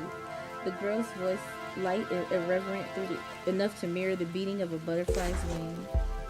Now Hi. Ethel had put... Huh? Yes, baby? I'm so sorry. I will be right back. I have to use the facilities. Oh, yeah, go ahead. But I'm gonna have your stream up. I'll be right back. Okay. You said this cannot be the end of it? No, I don't think it's the end. Honestly, I think we just kind of got, through the intro like Boogie said. Now, Ethel had put some time and some distance between herself and the girl. She found it even harder to believe what had happened. What reason would the girl have had to loiter about at St. Catherine's so very late at night? It didn't make any sense. And it made even less sense that the girl had kissed her. Ethel had found it hard to come to terms with Clementine's affections when her ex-girlfriend had confessed to her, but she found it harder still to accept this girl's feelings. Clementine's septum had been pierced. She had dyed her hair pink. She had kept a Tumblr blog long after Tumblr had stopped being cool. And in her childhood, she had written fan fiction about Sam and Dean Winchester from the Supernatural Kisses. Clementine hadn't been perfect. Clementine had been more than willing to admit that she wasn't perfect, and she since disavowed the problematic fan fiction she had crafted in her heady, uncomplicated teenage years. Apparently, she'd been too young and stupid to know not to make the two brothers make out for several hundred words, though she had sounded rather proud when she told Ethel that one of her immature incestuous efforts had been garnered a whopping 207K kudos. God damn, I can't talk. 207 kudos on AO3. Not you said Clementine seemed cool. Lord have mercy. There had been something reassuringly human in Clementine's fault. See, yeah, I was about to say that's what it felt like. Like Clementine just felt like a teenage girl. And flaws in her dark roots which showed through her pale pink hair, the gap in her front teeth, and the way she snorted when she laughed. Clementine had been brash and loud and brassy, and she had intimidated Ethel when she had first met her at the university's writing club. Ethel hadn't ever imagined that a cheerful, outgoing, interesting girl like that would ever care about her. But she had been prepared to believe that Clementine was still an ordinary girl like she was. A girl who was made of flesh and blood, who could laugh and who could cry, and who could laugh at herself when talking about her old embarrassing fan fiction. The girl at the church, however, was different. She was so pretty she seemed almost otherworldly. Was she really human? Ethel couldn't imagine the girl at church crying. She couldn't imagine her blushing. And she definitely couldn't imagine her shipping Sam and Dean Winchester. The girl seemed removed from petty concerns like fandom drama. What interest did she even have anyway? How did she fill her free time beyond kissing complete strangers in churches late at night? Ethel tried to furnish a past for the girl, some sort of backstory, but kept coming up blank. Now she's a mushroom. You said we had to run this back. We still running it now, manager. What you mean? Like the awkward pieces of an old jigsaw puzzle, nothing quite seemed to fit. The girl was an enigma, just like the woman from the famous Byron poem that literature professors still talk of 2 centuries later. She walks in beauty like the night. Who was she though? Where was she going? And what was she thinking? Perhaps it's a mushroom. Oh my god. No, Pookie. My heart. Oh my god. Perhaps she wasn't going anywhere and thinking anything. The woman who walked in beauty never managed to arrive at her destination. How could she when she didn't have one? Beautiful people didn't need to do. They only needed to be. Ethel was unsure, however, if the girl really was. She didn't feel real. I thought it was Tony. None of that night had felt real. Ethel, meanwhile, felt far too real for comfort. Her hair was still wet from her bath. She hadn't dried it thoroughly enough, and it was soaking with sheets. It felt like there was a damp towel pressed against the nape of her neck, and it made her squirm. It wasn't exactly comfortable, but she was too tired to get up and dry her hair again. Much too lazy to hunt for her mother's hair dryer. A towel, Ethel. A towel. Wrap that shit up. Girl, a shirt, even. Like something, goddamn. You be giving up too quick. You said, I'm so sorry to say this. I wish you could stay, but I'm lit. No, manager, you so good. Don't be falling asleep where I won't, manager. It's my late day, so I go in a little later so I can stay up a little later. No, manager, that's totally okay, baby. You get you some rest. Thank you for rolling with us so long. We appreciate it. I know I haven't been doing long streams, huh? No, I was trying to make sure she didn't leave when you were done. Oh my god, don't you hold manager hostage. No, I have something to say to her. Oh, okay. You want to say it now? Management, I will post the hyperbank claim tomorrow in your office so that you can watch the movies with us. We will probably be watching A Haunted House, which is raunchy, and we might be watching Nosferatu or Sinners. So just if you need to look those up to see if they're going to be okay for you to watch, those are the 3 movies. There might be another one, but it'll probably be like a Disney movie or something cutesy, so it should be fine. But yeah. Lovely. Alright, you said what's your schedule? Give me 1 second, manager. I got you. Can you give me like 1 more minute? She would simply leave it be. Slowly, as she lay there, sleep began to creep up on her. It clouded her senses, dulling them until her thoughts felt oddly hazy. Ethel could still hear the rain as it fell outdoors, but it was very faint and indistinct, hardly audible. The soft pitter-patter of these scattered raindrops mingled with the sighing of the breeze, Ethel's own exhalations. Once again, Ethel thought of the strange girl and of her strange kiss. It must have been over an hour since the girl had... Get Ethel, go the fuck to sleep, goddamn! It must have been over an hour since the girl had brought their lips together, but Ethel's body was still burning. Her thoughts, meanwhile, continued to run into one another, all of them blurring together in an incoherent and distinct mess. Ethel saw Clementine in her mind's eye with her sweet smile and her fluffy pink hair, but she was beginning to skew, to twist, to split apart. Like a reflection viewed in the film of water's undulating surface, Ethel couldn't pin it down. One of Clementine's eyeballs fell out of its socket. Her mouth began to melt. She was starting to shift. Ethel wasn't picturing Clementine, not anymore. It was the girl from the church instead.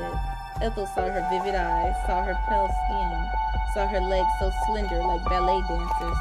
She thought of how those legs had swished back and forth like metronomes. The girl smiled at her. Then Ethel's consciousness failed her and she fell asleep. Ethel's sleep was anything but restive, however. Oh, I'm calling it here. So I can do the thingy for manager. Sorry, manager. I was thinking I could wrap it up quick enough that you could we could end it all together and you can go to bed. But it's But hold on. I know you ain't requested, but I'm still give you the ASMR. Alright, here we go.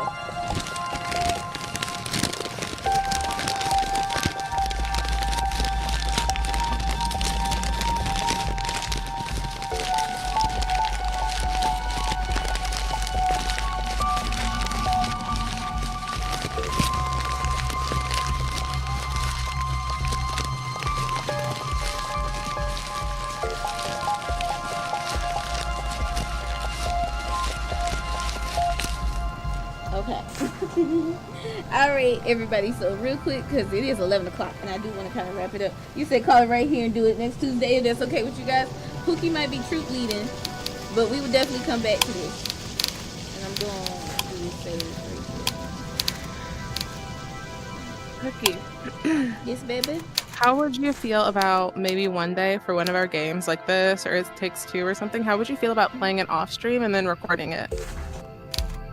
We could try. I don't know how to edit yet. I haven't did that yet. Okay. But I would like to try at some point. Yes. Okay. Because I looked it up, and this game takes place over 3 days. Son of a bitch. Okay. We on day 2. Not even on day 2. We're still on. We're on day 1. We're on night 1. Yep. That's okay. That just means I get to spend a lot of time with you. Teehee. Hey. So hold on. I'm gonna get some music playing. Stay right there, Pookie. Okay.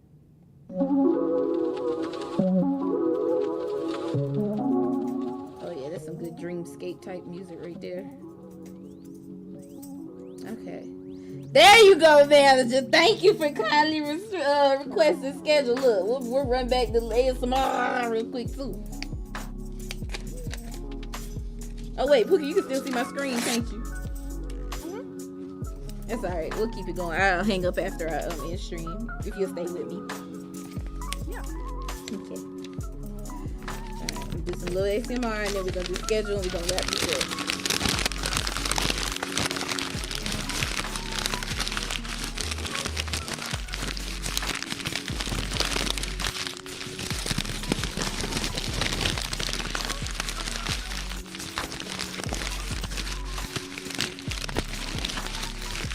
Now y'all know that was some good crunch because I heard that through my headphones, goddamn. Amen. Alright. So, scheduler. So nothing tomorrow the 24th because it's my late day, of course. Well, wait. I lied. So no stream on YouTube tomorrow. But Pookie will be doing the first ever Cloudy Crew in the Cloudosphere movie night. Well, shout out to my Pookie for playing tonight for me, being my co-star, my love interest, my femme fatale. And thank you, Pookie, for doing a movie night too. I really, really appreciate it. Of course, this was really fun. Ethel sucks. Yes, Ethel sucks. Like I love that we did commentary too as it's going. Like this is so good. I'm gonna definitely have to find other ones like this too that we could do, but hopefully maybe not like. I feel like they just over-explain so much, like it keeps dragging. They're like Ethel's sitting at the kitchen table eating cereal. She's picked up her spoon. She's now grabbing 27 flakes in that 1 spoon scoop. There's some milk also. She's contemplating if she even deserves to eat this cereal. You know, does she deserve it? She didn't work for it. Her parents bought this. Manny would smack it out her fucking face, you know? Like, what? Like, we got a little too much going on. It's a little too much, you know? It's giving visual novel, which I really like. Yeah. Oh, yeah. I can see that. But, okay. She said, okay, so I'll remind you by Thursday to post the invite to Among Us on October 2nd. Thank you, manager. That's perfect. And you might be running a little late on Thursday because your appointment is not that's okay, manager. Yeah, definitely take your time, do your appointment. If you're feeling a little tired after it, rest and stuff. But you know, we're going to be chilling for a bit. Me, I'm only going to be playing River City Girls. Let me do this schedule so you'll know what's going on. Okay. Wednesday the 24th, movie night in the Discord. Also, Pookie will be posting a link in manager's office. If you cannot get into the Discord, it's Hyperbeam. Is that what you said? Yeah, so we're going to be streaming it through Hyperbeam, which is a separate thing from Discord, obviously. And so it's just a website where they have like movie rooms and there's like a little chat and they have like an in-browser server thing so we can pirate the movies without getting viruses on our computer. Got you saying that out loud? Oh my god. So fly. Okay. So the chat room is called Cloudosphere. I'm not gonna post the link until tomorrow because I think the link expires. But once you join the chat room, you'll forever be in the chat room. So on any future movie nights, if you post them through Hyperbeam, all you have to do is log into your account and it'll be right there. That's wonderful. Okay, nice. You said is Hyperbeam free? Yes. Right? Yes. It is. Yes. Yeah. Oh, that's wonderful. I love that. Thank you, Pookie, for finding that out for her. Okay, so nothing Wednesday other than the movie night. No like stream on YouTube. Multiple movies too, you guys. So you can pop in and out, you know. Thursday, me and Oni, we gonna get our ass turned every which way but loose, but we gonna have a good time doing it. Me and Oni gonna come through running them streets, cause we're city girls. City girls. Real hot girl shit. You know what I'm saying? And then Friday, I don't know when we're gonna play, but I'm bringing all the boys back in town. I'm gonna have Shujo. I'm gonna have Ani. I'm gonna have Ace, and I'm gonna force them to play some bootleg ass games probably, cause yeah. So I'm excited about that, you guys too. And essentially, secretly, I told Pookie this is kind of like a grind week because I'm streaming like every day, other than but I promise I'm pacing myself. I'm taking time, other than tonight because this was kind of long. So, but you know. But yeah, you said don't forget to post on Discord about. Ooh, Pookie, do you mind doing that? Like you gonna post, aren't you? Yeah. So I posted some polls. Anyone who's in here right now who's in the Discord, I posted polls on the Discord to see what type of movies we would want to watch, and then to see how many movies we would want to watch. The poll right now is 2 and 3, and then there are 4 different genres of movies. So if you want to vote in those polls, so I can figure out what movies we're gonna watch.